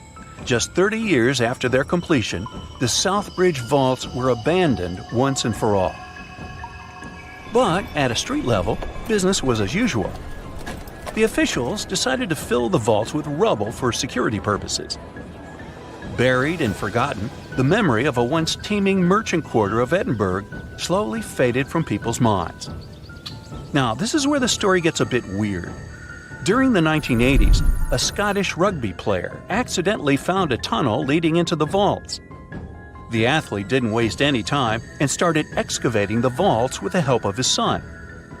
Several tons of rubble, and a decade later, the Southbridge Vaults have been restored to their former glory, so to speak. They were again dark and damp as they were back in the 1700s. There were many interesting finds in this underground city. The vaults were littered with oyster shells, which were the standard diet for a working-class resident of Edinburgh at the time. Other finds, such as shoes and empty bottles, suggested that people actually lived in these claustrophobic vaults. Think of this the next time you see someone trying to rent their garage as an apartment. So, your guide was right. There really is a hidden city under the streets of Edinburgh. Well, at least one street. You have now gone down from the main pedestrian street into Cowgate. You look up and there it is, the only visible arch of the once impressive bridge. You are now searching online to book a tour of the vaults. You just have to see this place with your own eyes. But the Scottish capital isn't the only city with a mysterious underground. The historic region of Cappadocia in central Turkey hides no less than 36 cities beneath the ground. The biggest and the most impressive one wasn't discovered until 1963. It was built during the Byzantine era to protect the local population from invaders. We have similar structures made out of concrete in our cities, but the level of the Turkish underground city is really impressive. There are several levels, like in a multi-story car garage. The caves and tunnels lie 197 feet underground. That's 2/3 of the Statue of Liberty's height. The city could house 20,000 people at any given time, complete with livestock and food. The smell. Anyway, 20,000 is the average attendance at Major League Soccer matches today. You might want to add a field trip to one of these places the next time you go to Turkey. Most of these cities in Cappadocia can be found in rural areas. Makes sense, right? After all, they were dug out as hiding places. But in Europe, there is one city whose underground labyrinth resembles the vaults of Edinburgh. You've probably heard of Pilsen in the Czech Republic. But hold on a second, this isn't going to be a story of the most famous local product. Something brewed, perhaps? It's the story of a medieval city that survived underneath the streets of Pilsen. Water wells, cellars, and passageways stretch for more than 12 miles. Merchants and craftspeople used Pilsen's historical underground for storage. Water, food, ice, you name it. The waterworks are pretty impressive. Historians estimate that 360 wells are located under Pilsen's historical town center. In times of instability, the passageways served as safe havens for the locals. They definitely didn't go thirsty down there. Today, most tourists visit these mysterious underground cities. But in Canada, there's one where people live and work. The construction of Montreal's underground city began in 1962. The initial idea was to shelter traffic. That's a nice way to say that city officials were building a metro station. The idea caught on and the project expanded. Now, it's a real-life urban maze hidden under the downtown area. Need a place to stay? There are hotels down there. Want to grab a bite? Step into one of the underground restaurants. Multiple shops, a library, cinemas, the list is long. There are even residential complexes. But how can people live under the ground? Simple. Although the city itself lies beneath the earth, the access points are at ground level. You can enter the 20-mile-long tunnel network at more than 120 places. Oh, that's another place down under. Oops, sorry, Australia. Today we're going to an art history trip. Our main focus is to unravel the mystery of whether or not ancient statues has always been white. We'll visit museums and even time travel to try and get a glimpse of what these statues were really like back in the day. To kick off our tour, we land in New York. We climb the famous steps of the Met, the Metropolitan Museum of Art, and walk inside this enormous museum. You walk down the aisle and get to the room where one of the world's biggest collections of ancient Greek and Roman statues is held. Admiring the large array of statues, one thing seems evident. They are mainly white. It makes sense since their primary material is white marble. For centuries, historians, archaeologists, and researchers in general have always taken this fact for granted. Weren't these statues always white? Until recent decades, this wasn't something that people discussed. But in the 1980s, researchers unearthed an ancient Greek statue that was clearly pigmented. This new discovery made them wonder, were all ancient statues painted? Let's take a close look at this work of art.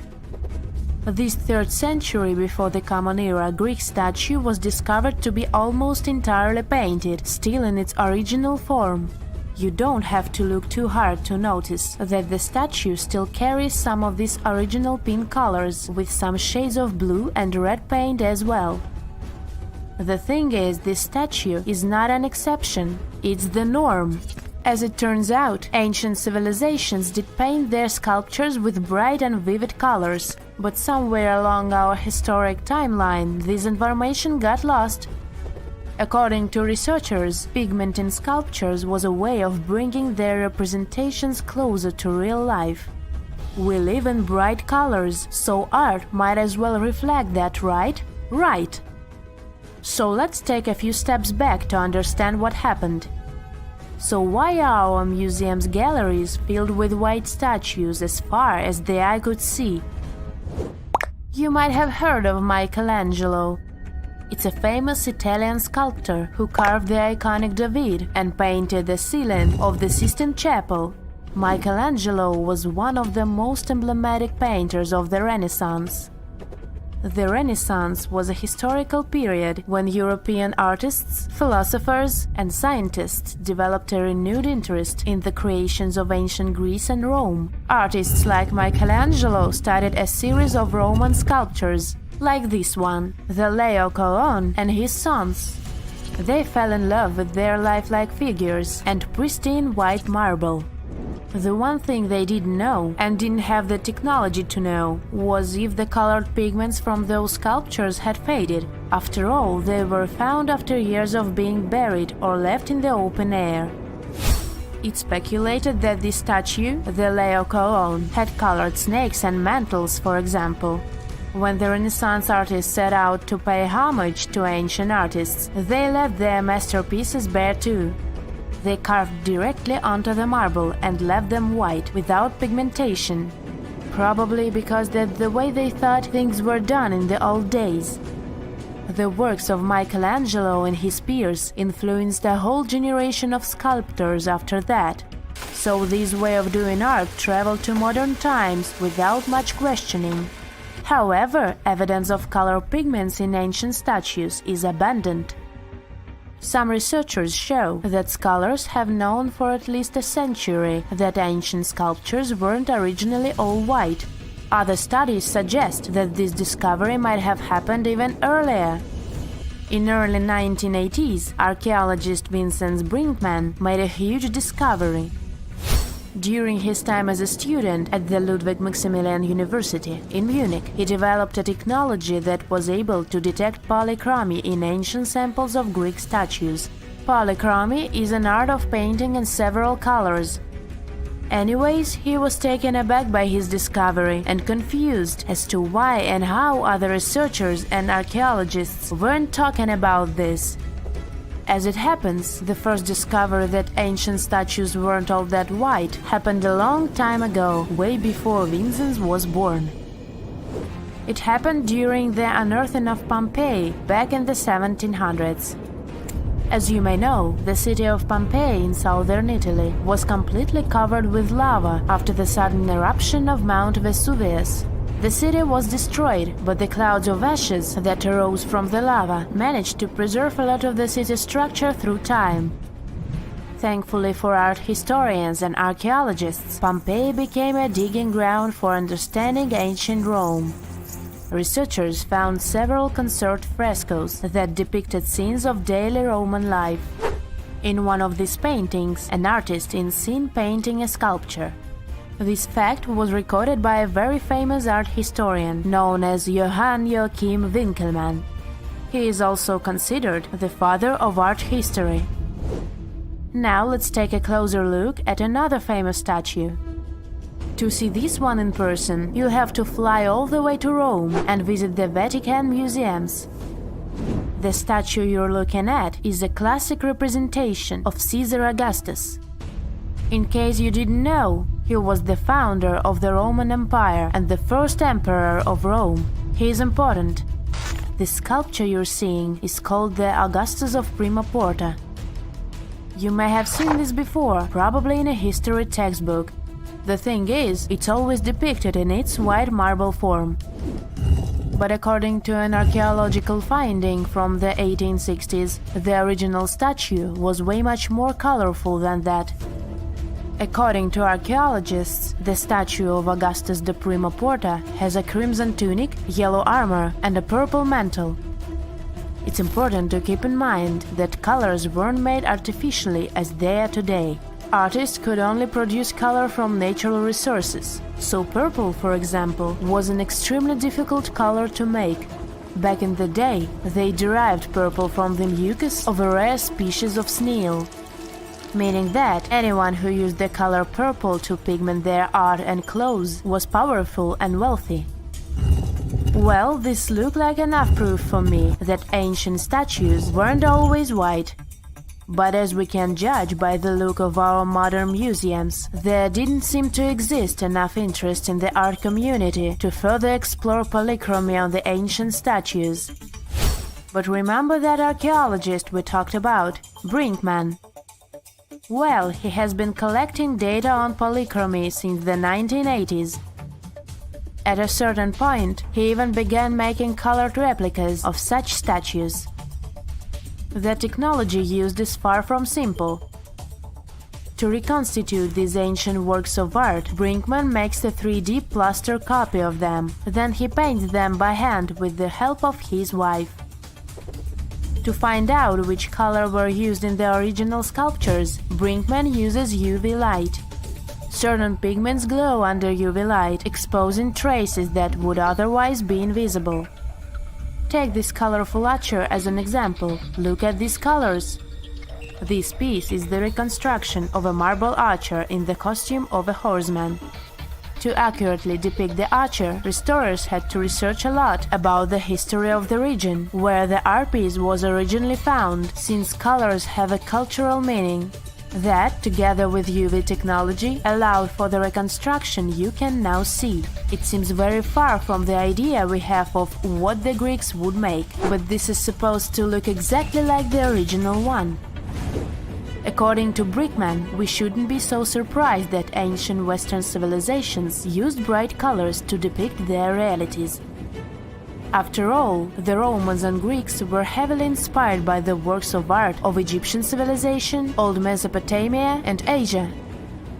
For example, if you look at the famous Egyptian Sphinx, you might be led to believe that it always looked that way, but that wasn't at all the case.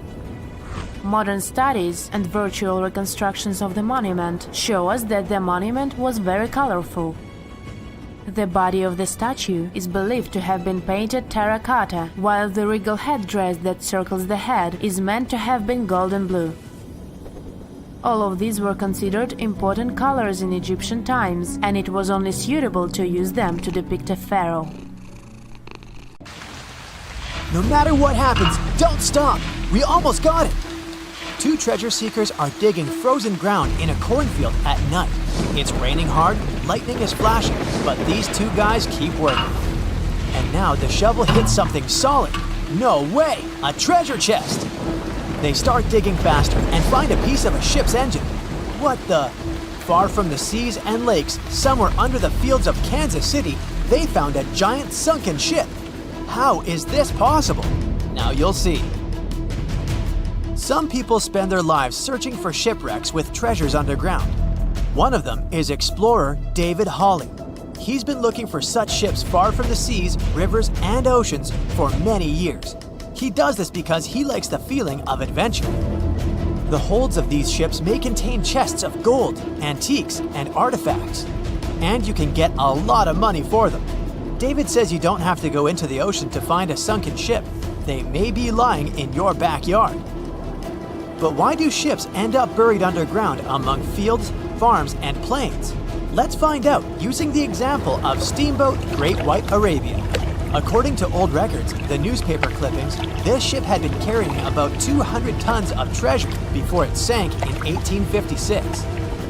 Many rumors and local legends said the ship was lying underground a few miles northeast of Kansas City. It was there because people deliberately altered the riverbed and channels of the Missouri River in the second half of the 19th century. They artificially brought the shores closer to each other. They narrowed the river to increase the flow's speed, so boats could sail much faster. In the 19th century, steamboats were the most popular means of transporting passengers and goods. Before railroads, they extended the western border across the Mississippi and Missouri rivers and brought supplies to people. That's why it was so important to increase the speed of their movement. So, on September 5, 1856, Arabia was sailing along such an estuary. It came across a snag sticking out of the water. A piece of log quickly flooded the ship. Fortunately, all passengers were evacuated. But the steamer and its precious cargo reached the silt bottom of the Missouri River in a few minutes. Several years had passed. Everyone forgot about the vessel. During this time, the course of the Missouri River had changed. But Arabia remained under the wet, muddy bottom. The soil level above it was getting higher, and the ground was losing moisture. Eventually, many decades later, a cornfield formed above the sunken ship. In the 1980s, one farmer owned this area, and he had no idea what was hidden in his territory. David Hawley carefully studied the history of the sunken ships of the USA. He knew that hundreds of steamers had gone underwater all over Missouri, but most of all, he was interested in Arabia, as there were rumors that it was filled with gold and other valuable things.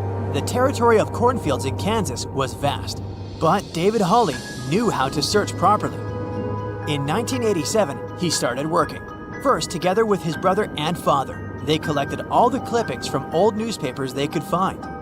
They were looking not only for information about the steamer, but also for maps of the Missouri River. They tracked its historical changes, checked the dates, and identified a large area where the steamer sank. Next, they used electromagnetic testing and other geological stuff to study the soil and find the right place. They searched for differences in ground moisture and density. Then, they went through the territory with powerful metal detectors. And so, by the fall of 1988, they had determined the location of the steamer. Arabia was the size of a football field. This gigantic vessel lay 45 feet underground, 4 stories down. But before they started excavating, they had to ask the owner of the cornfield for permission. For the farmer, this news was a big surprise. He agreed on the condition that the excavations would be completed by spring so that he could sow a new crop. Digging a giant ship in winter is much more difficult and expensive than at other times. It includes additional equipment, electricity, and heating costs. The team works day and night. They financed the excavations out of their own pocket. Each invested more than $10,000 and took out a bank loan. Finally, they noticed the first details of the ship. The shovels hit the huge engine boilers and the deck. The goal had been achieved. Most of the cargo lying inside the sunken ships is covered with rust, shells, mud, and is badly damaged. The contents of Arabia were in excellent condition, considering that the ship had sunk 130 years prior. Unfortunately, they didn't find the chests of gold.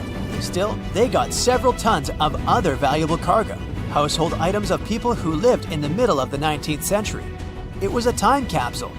The ship was carrying supplies for hundreds and thousands of people, and all these things were perfectly preserved. For example, they could clearly see the brand stamp Goodyear Rubber Company on one rubber shoe. The longer the excavations continued, the more things David and his team found. In the barrels, they found plates from the 19th century. They were intact and usable. Also, there were clean clothes, thousands of pairs of shoes, harpoons, frying pans, and umbrellas. The ship was carrying cargo to supply about 16 small towns. Yes, it's not gold, but such artifacts are also precious. The contents of the ship could be worth millions. However, the crew wasn't going to sell these things. They made a museum on the site of a former fruit market in Kansas City. If you go there, you will immediately feel like you're in a department store of the 19th century. There are thousands of items in good condition. Even the matches here are dry enough to light up. It took David many years to present the entire collection from the steamship. He values each of the items and doesn't want to sell them. Anyone can come here, pay for a ticket, and find themselves in the past. Who knows, maybe there's an old ship hidden in your backyard too.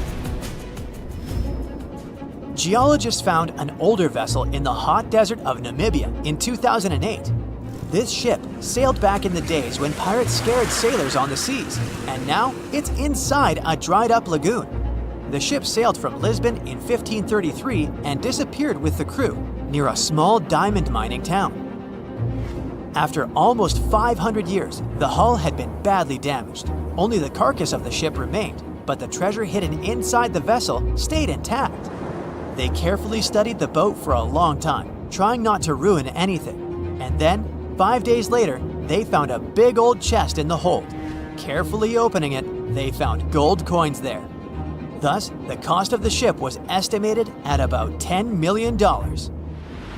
The exact cause of the shipwreck is unknown, but experts believe the ship was destroyed by heavy cargo and bad weather. It went to the bottom of a lagoon that later became a desert.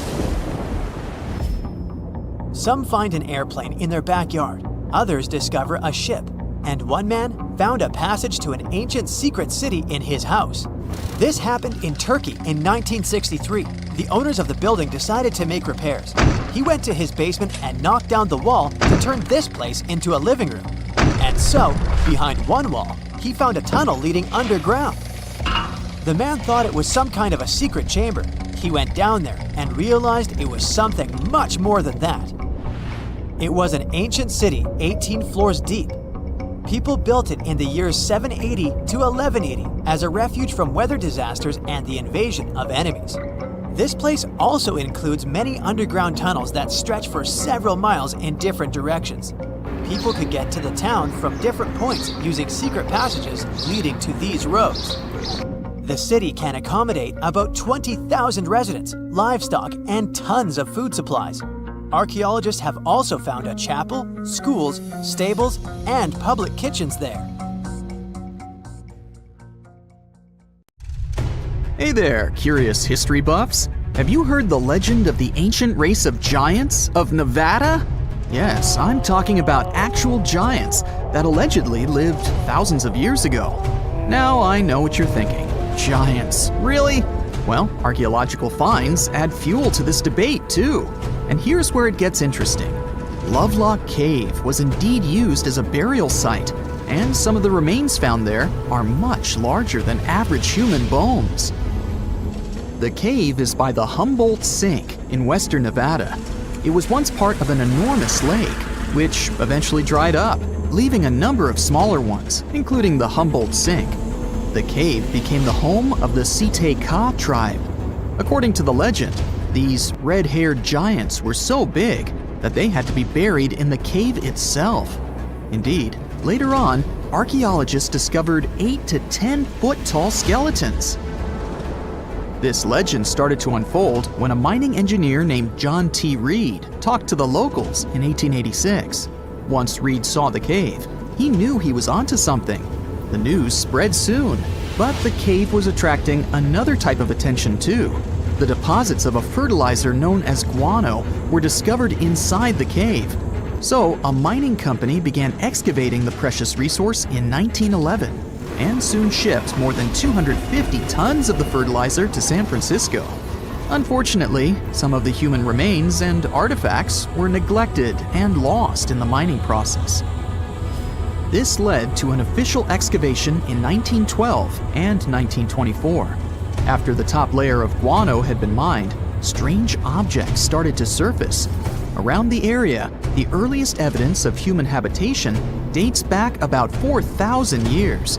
The Lovelock culture lasted for some 3,000 years, and they left us with 10,000 stunning artifacts.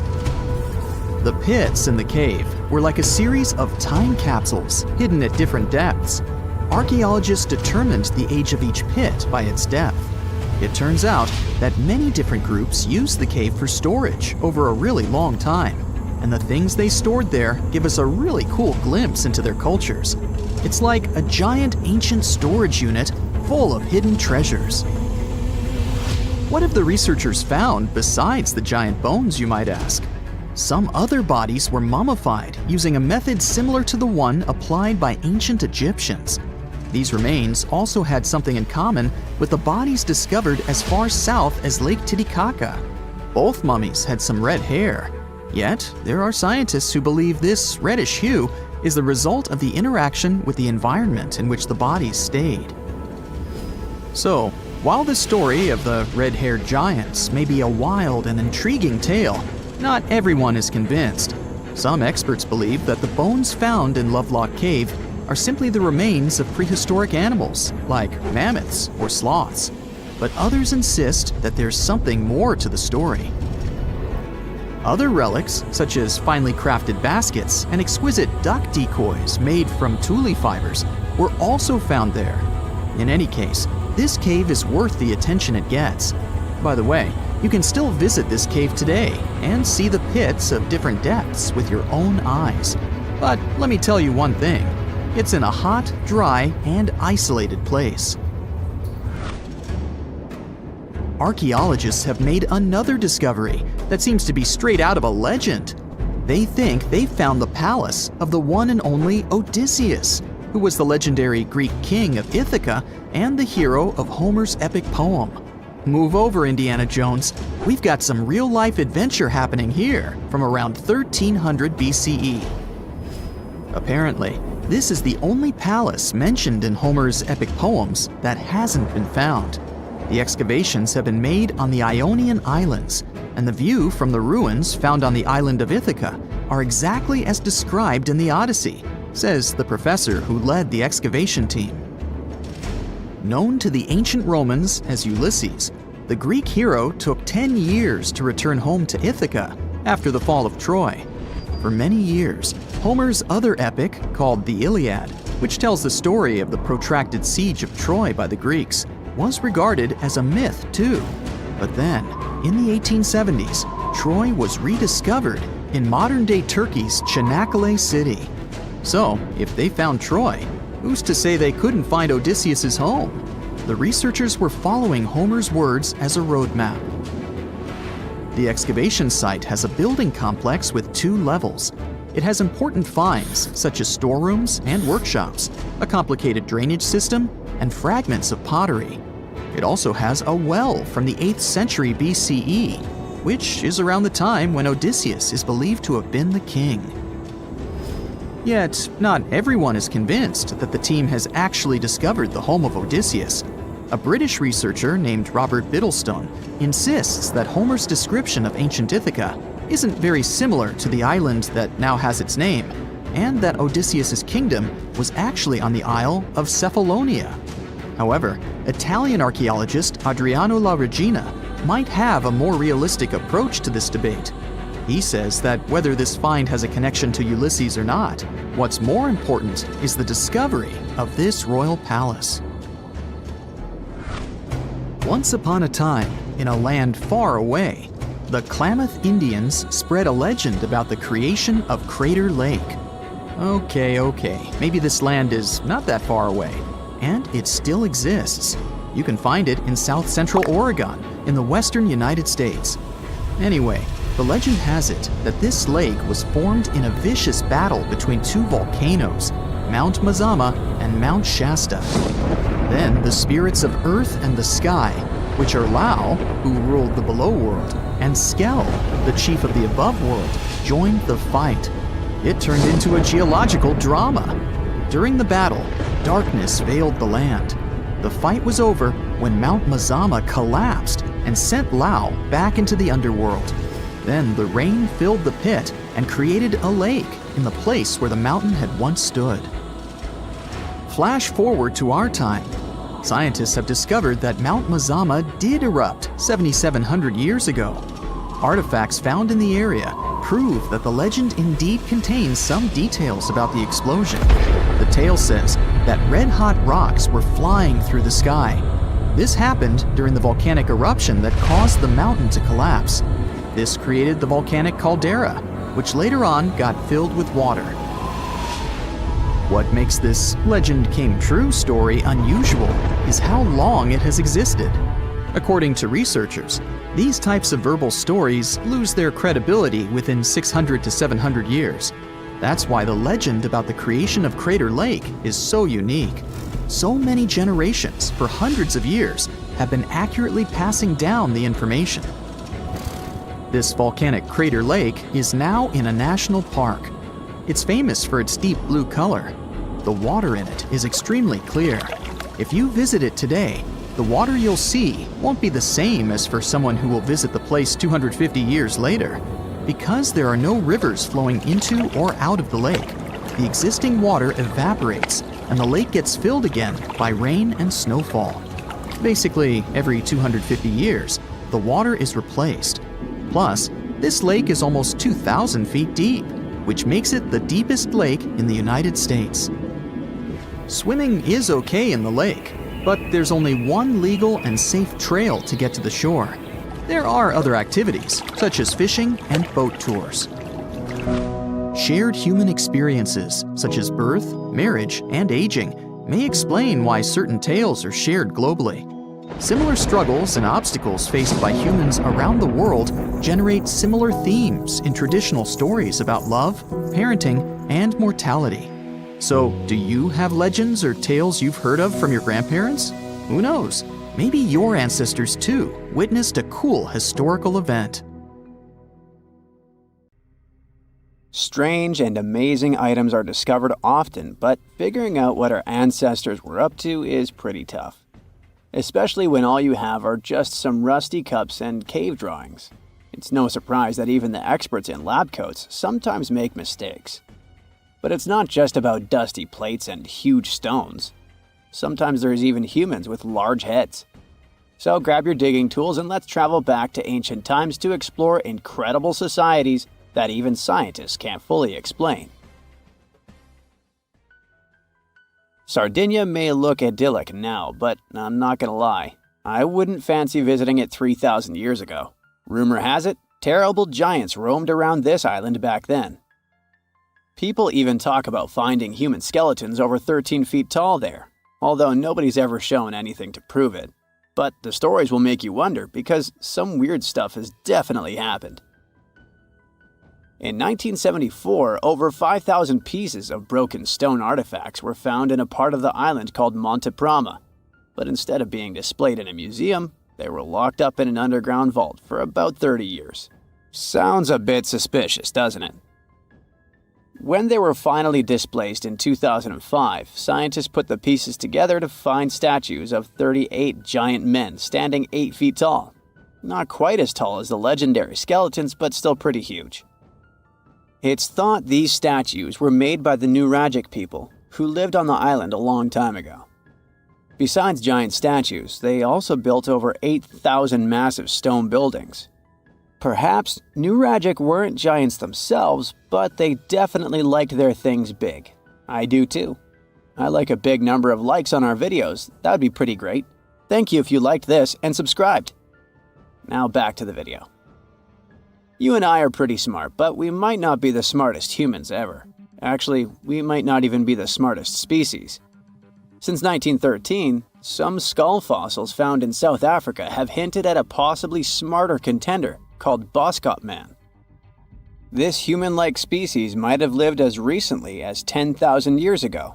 Their skull suggests they had really big heads, which means their brains could have been 30% bigger than ours. Wow! Their average IQ could have been around 149, making them among the smartest 0.05% of people today. But if a Boskop Brainiac was so much smarter, why are they not around and we are? Well, bigger isn't always better, you know. Our brains are a lot bigger than our ape relatives, mainly in the prefrontal cortex. This part helps with high-level tasks like making decisions, remembering things short-term, and being aware of ourselves. The parts of the brain that handle our senses and movements haven't really grown much. So, maybe the Boskops spent too much time dwelling on the past rather than doing practical things like hunting. But this is all just guessing. We really don't know what happened to these clever cousins of ours. Some people even argue that Boskops weren't any different from us, with the only evidence being parts of skulls. The jungle is huge. Did you know the Amazon rainforest is home to about 30% of all the world's plant and animal species? That's impressive. However, the history of one native species, humans, has long puzzled scientists. The mysterious Kasarabe people lived here for hundreds of years and then vanished around 1400 AD. People thought the Amazon only had a few scattered tribes, but recently we discovered big, unusual shapes in the ground called geoglyphs. These might look like simple shallow ditches, but they're actually the remains of a vast civilization that spread over 5,000 square miles and includes about 450 markings, some as wide as 1,300 feet. That's insane! They likely contained ceremonial buildings and could have hosted up to 1 million people as recently as 550 years ago. Thanks to new technology like LiDAR, which uses a safe laser to map the forest without harming it, we can explore deeper. In 2019, some scans showed miles of raised roads and pathways and even pyramids over 70 feet tall. They found 26 separate settlements, 2 of which were at least 250 acres each. Damn, that's like 330 soccer fields. It's not certain what happened to the Kasarabe people. Maybe European conquistadors drove them out. Maybe the most baffling ancient civilization is one we've never actually found a trace of. Yep, I'm talking about Atlantis, the grand city that supposedly sank into the ocean. The first mentions of Atlantis come from the ancient Greek philosopher Plato, who talked about a great city near the Strait of Gibraltar. But for ages, everyone just thought Plato made up Atlantis as a perfect version of his own Athens. So why, about 12,000 years after it supposedly vanished, do we still wonder if it might be real? Well, in the 19th century, U.S. Congressman Ignatius Donnelly wrote a book giving 13 reasons why he thought Atlantis was more than just a myth. Then, in 1965, some folks thought they actually found Atlantis when they discovered the Richat structure, a massive 25-mile-wide dome in Mauritania, Africa. It's so big that you can see the whole thing from space. 2 astronauts flying over the Sahara Desert spotted this giant eye staring back at them and thought they'd made the discovery of a lifetime. Unfortunately, there's no solid evidence linking this structure to Atlantis. It's believed to have formed from volcanic activity about 100 million years ago. But it does look suspicious, doesn't it? Still, we're no closer to knowing the truth.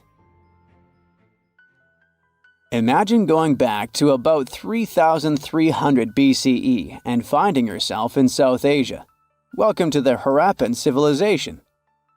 These people were way ahead of their time. They had cities like Harappa and Mohenjo-Daro, complete with baked brick houses, sophisticated drainage systems, and even public baths.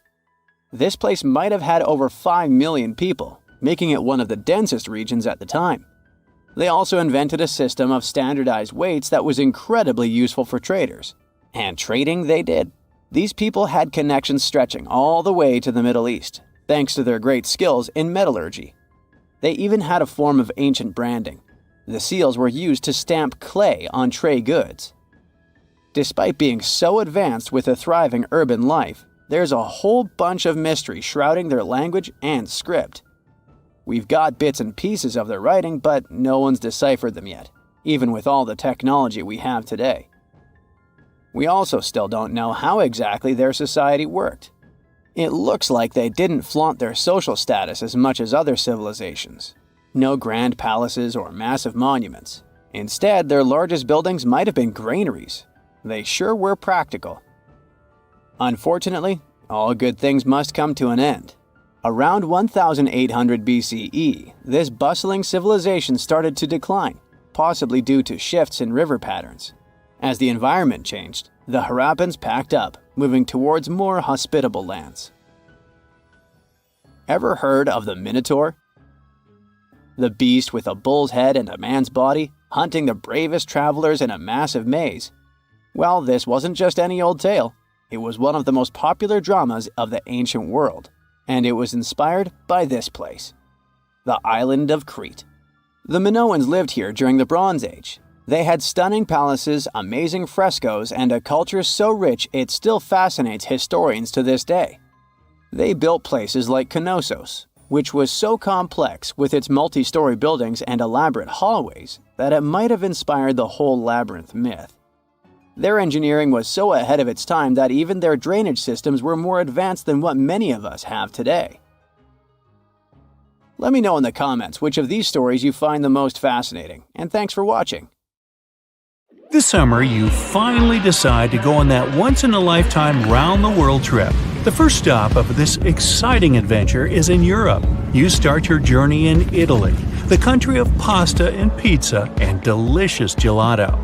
Ah, there it is, the world-renowned Leaning Tower of Pisa.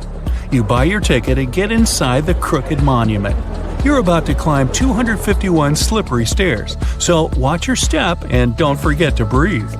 The white marble stones are astounding, and from time to time, you peep outside to enjoy the view of the city. Congratulations, you've made it! You've reached the top of the bell tower and can take all the selfies you want. The Leaning Tower of Pisa is one of Italy's most iconic landmarks. During your hike up the stairs, a guide tells you it's actually a medieval monument. It was built between the 12th and 14th centuries, taking over 200 years to finish. And in case you're wondering if it's always been tilted, I can say without a doubt, yes it has. Once they finished the third floor, the bell tower started sinking. The thing is, the very name Pisa comes from the Greek word that means marshy land.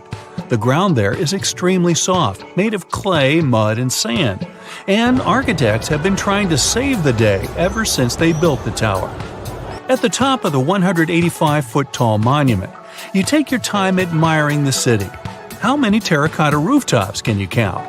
If you walk toward the south side of the monument, you may feel closer to the ground.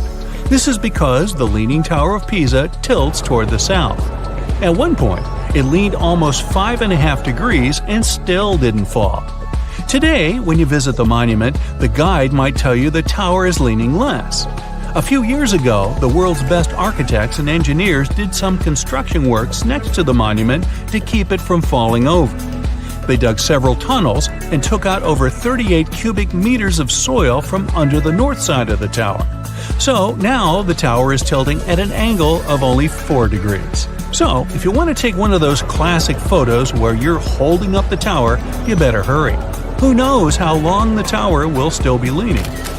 Now it's time for you to make your way to Rome.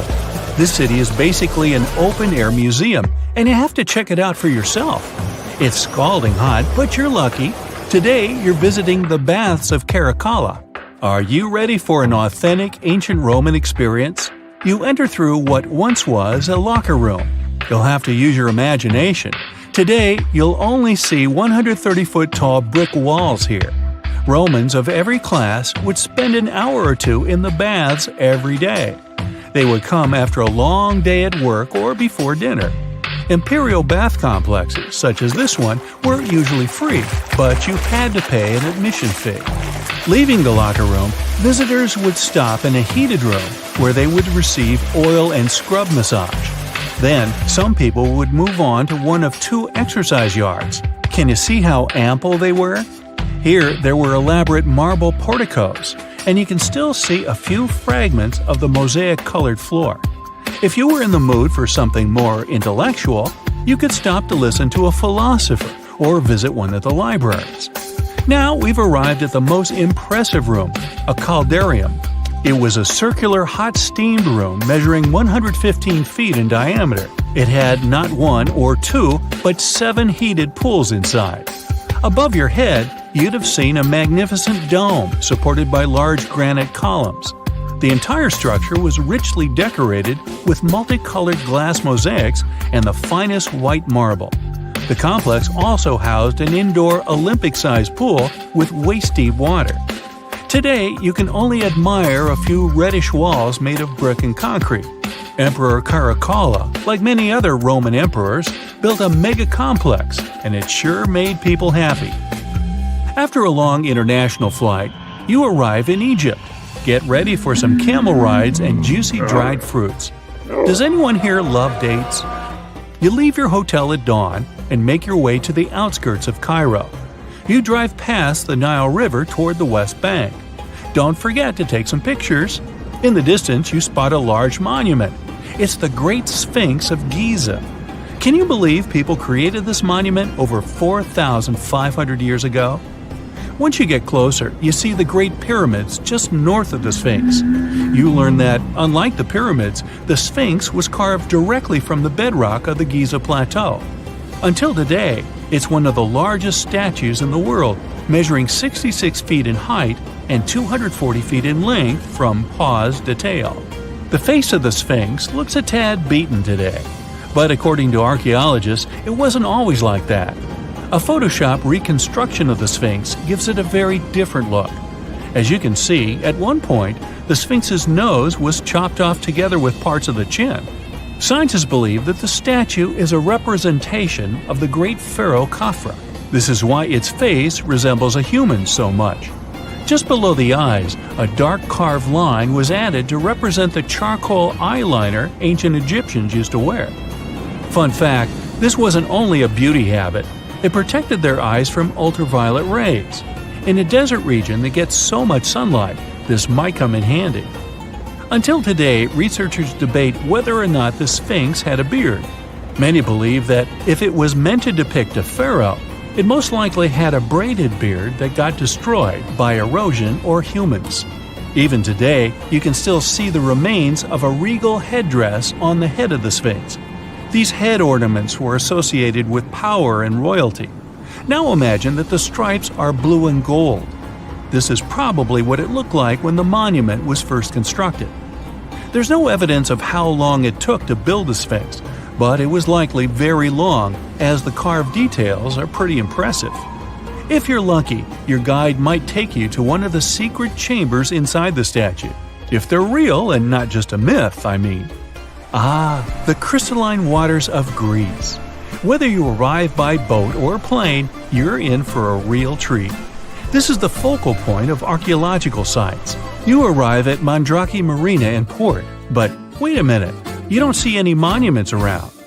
The Colossus of Rhodes is nowhere to be found at first glance.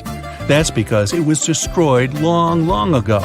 Before tumbling down during a mighty earthquake, the great statue was considered one of the 7 wonders of the ancient world.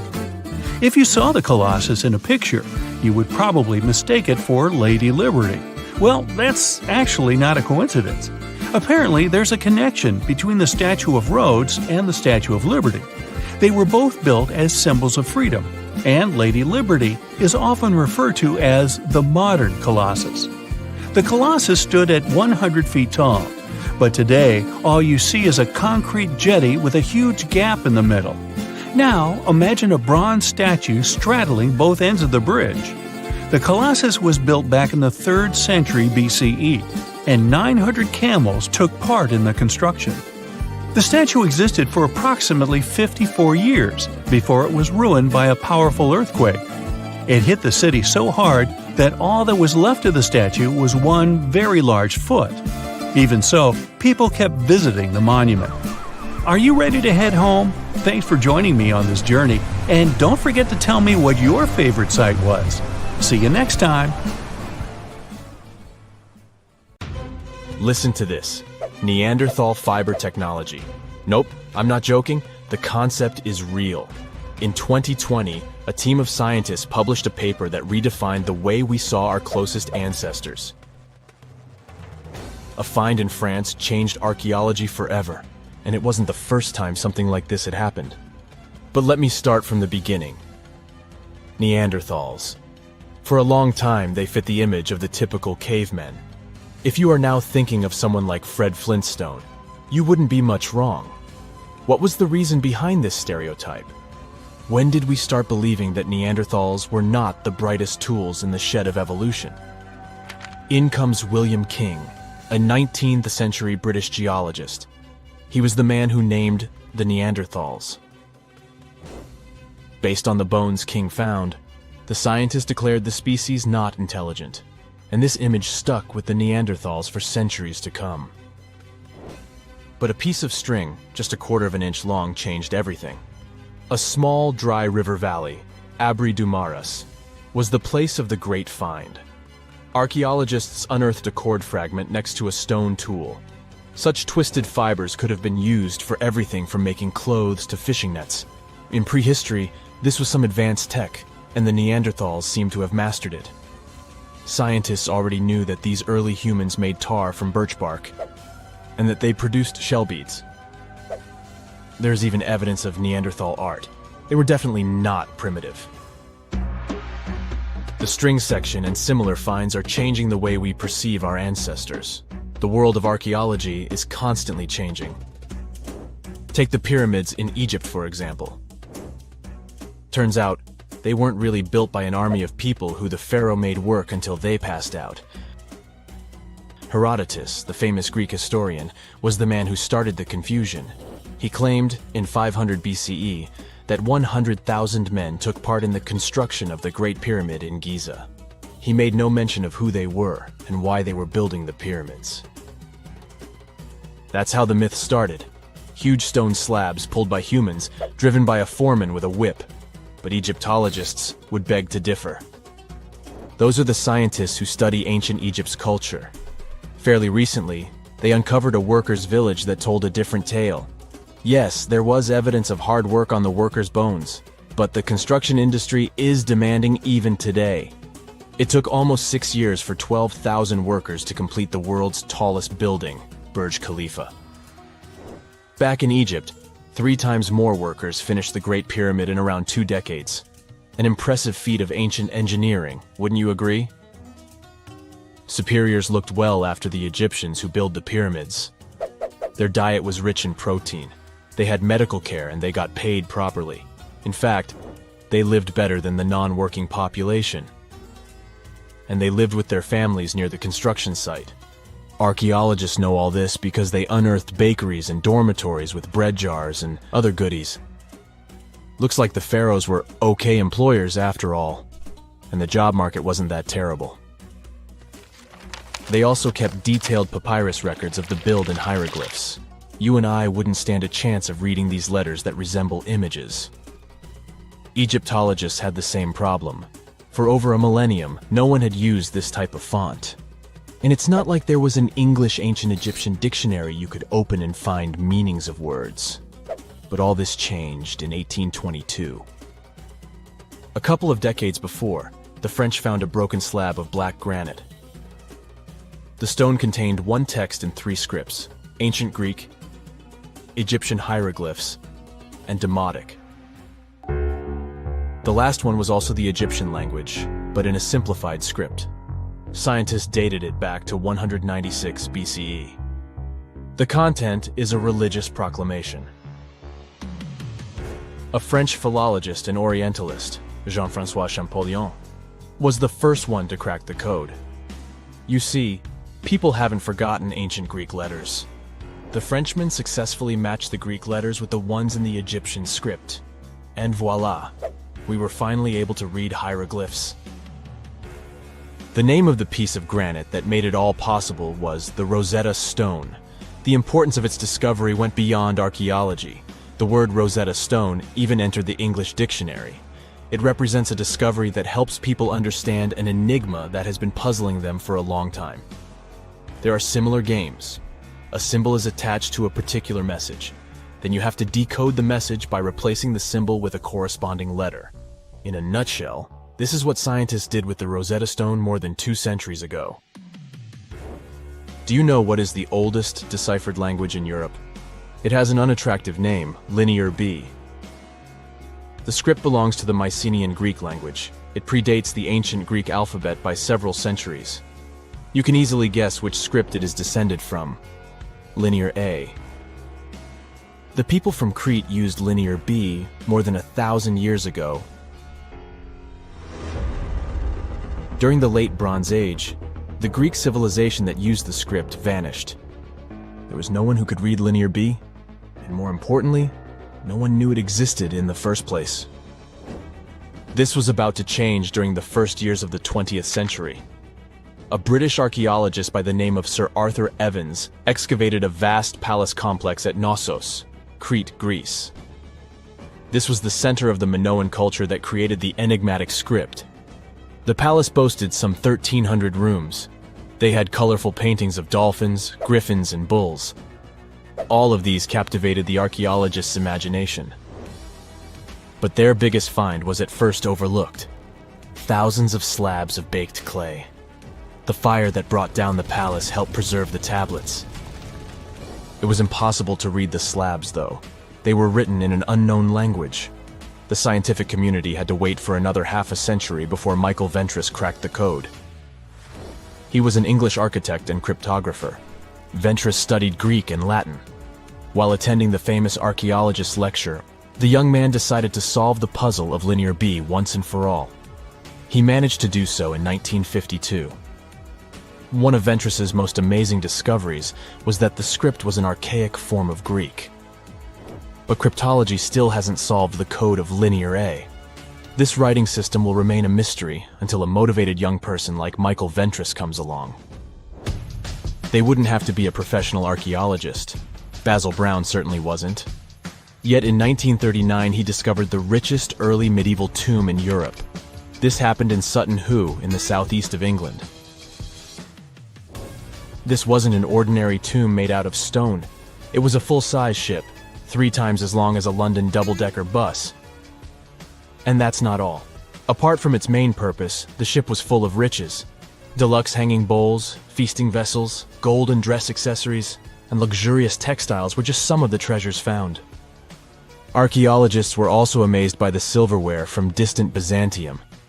You probably know this city as Istanbul, Turkey. Even in our age, it's several days' drive from Sutton Hoo. Just imagine how much time and money it cost to import a silver plate in the 7th century. That's when the ship went down, according to archaeologists. The English couldn't have done it. At that time, there was no England. The people living in the British Isles at the time were the Anglo-Saxons. Perhaps the ship from the grassy mounds in Suffolk belonged to one of their kings? We will never know. The local acidic soil did away with any possible evidence, or no one laid there in the first place. It could have been a cenotaph, which is a monument constructed to honor an important person. The archaeologists still don't have a definite answer. But what they have found at Sutton Hoo shed light on the Dark Ages. Before the discovery of the ship, they knew little about what had been going on in Britain after the Romans left. Now, the image of the early Anglo-Saxon society was much clearer. Perhaps the English soil will be the site of the next great breakthrough in archaeology. You're walking down the street. You see a strange-looking antique shop called Ageless Trinkets of Mr. Bright. You're curious, so you enter there. You take a look at all the weird stuff. Suddenly, an old folded parchment paper catches your attention. It's a world map, but something's off with it. Instead of showing the countries as you know them, it shows the locations of 4 mythical lost worlds and civilizations.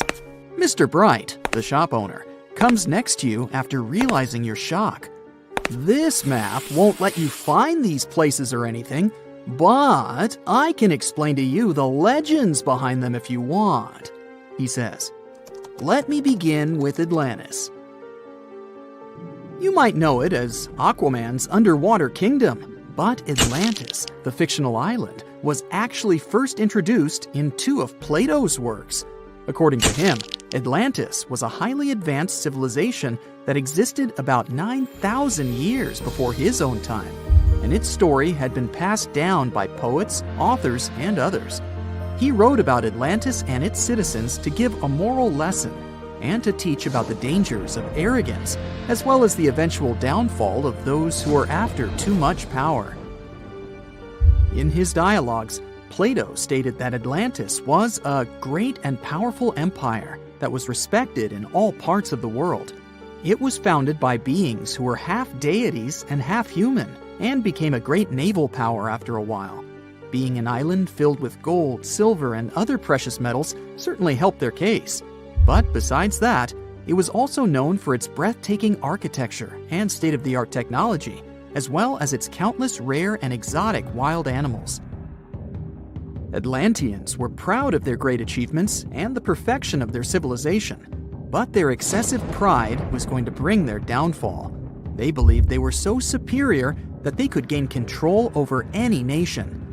This led them to launch a series of invasions.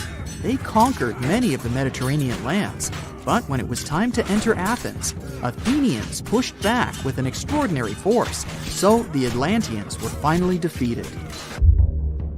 Plato stated that deities then got angry at Atlanteans because of how wicked, greedy, and immoral they became. So they punished them by sending earthquakes, which caused Atlantis to sink beneath the sea. Although the earliest written records of Atlantis were Plato's works, some people still believed his story to be based on truth and tried to identify the island of Atlantis with actual countries. Some people suggested it may have been located in the Mediterranean Sea, near the coast of Spain or Italy. Others thought it may have been located in the Caribbean, off the coast of Central or South America, but there was no solid evidence to support any of these claims.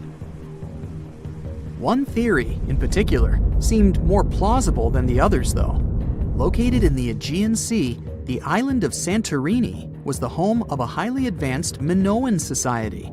However, due to a huge volcanic eruption, it was destroyed about 3,600 years ago, causing the Minoan civilization to suddenly disappear. These similarities between the fictional Atlanteans and the historical Minoans made Santorini a good candidate for the speculations. Yet again, there were still major flaws with it, such as how the time when Plato said Atlantis was destroyed doesn't coincide with the time of Santorini's eruption. So Atlantis still continues to be regarded as nothing more than a popular legend in the scientific world. Now, let's move toward the northeast direction on the map, Mr. Bright says.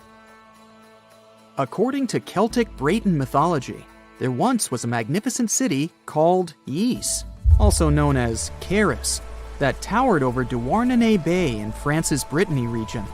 It was the most wealthy city in the entire Atlantic. It was especially famous for its beautiful gardens and buildings, and its citizens were all living comfortably and happily there. Dahut, who was King Bradlon's daughter in Breton legends and literature, had a deep love for the sea. She begged her father to build a city at the edge of the sea, and that is how the city of Ys was established. Little did she know that she would be the one responsible for the destruction of her father's beloved gift. You see, Since the city was surrounded by the sea, it needed to be protected by a dike equipped with floodgates, and these gates could only be opened at low tide. And the only one who had the keys to these gates was the king himself. One day, a handsome red knight arrived at the city, but couldn't pass the gates. Dahoud was so taken by him that she wanted to let him in. She knew that her father was the keeper of the only key to the city, so she sneaked into his room and stole it from him. Then she gave it to the Red Knight so that he could enter the city and they could be together.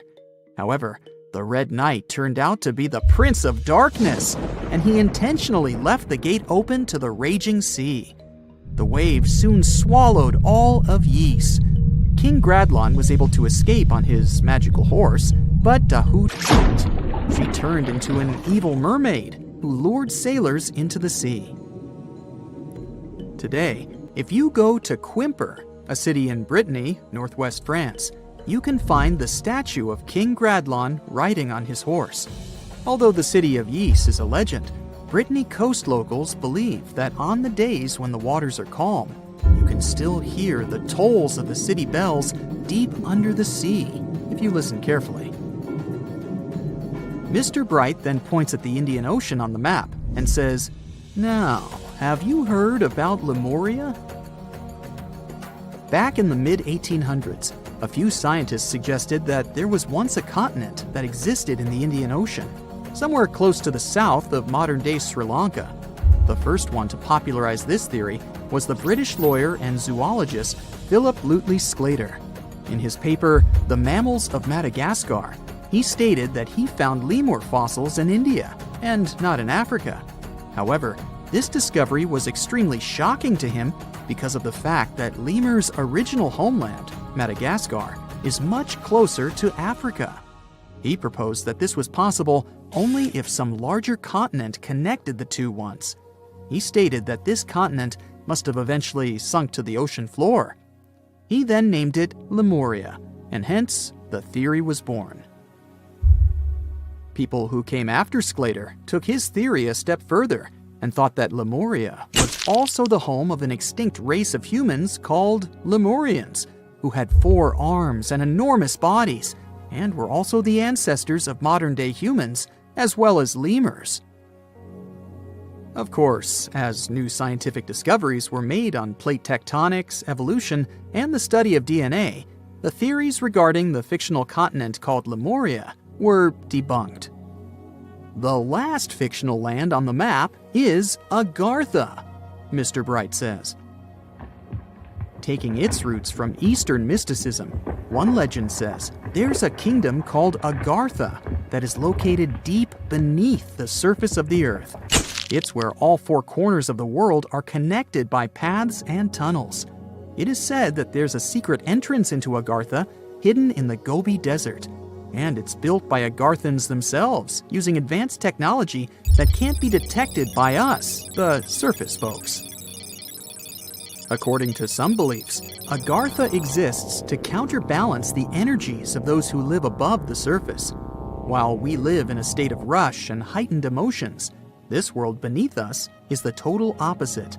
Some even say that those who escaped Atlantis fled here to continue their lives inside the Earth's core. And yet, others think it's actually a land that's crawling with all kinds of monsters. But there's no need to be scared, since modern science proved Earth's core is not actually hollow and is a solid hot iron ball. So you can cancel your journey plans to the center of the Earth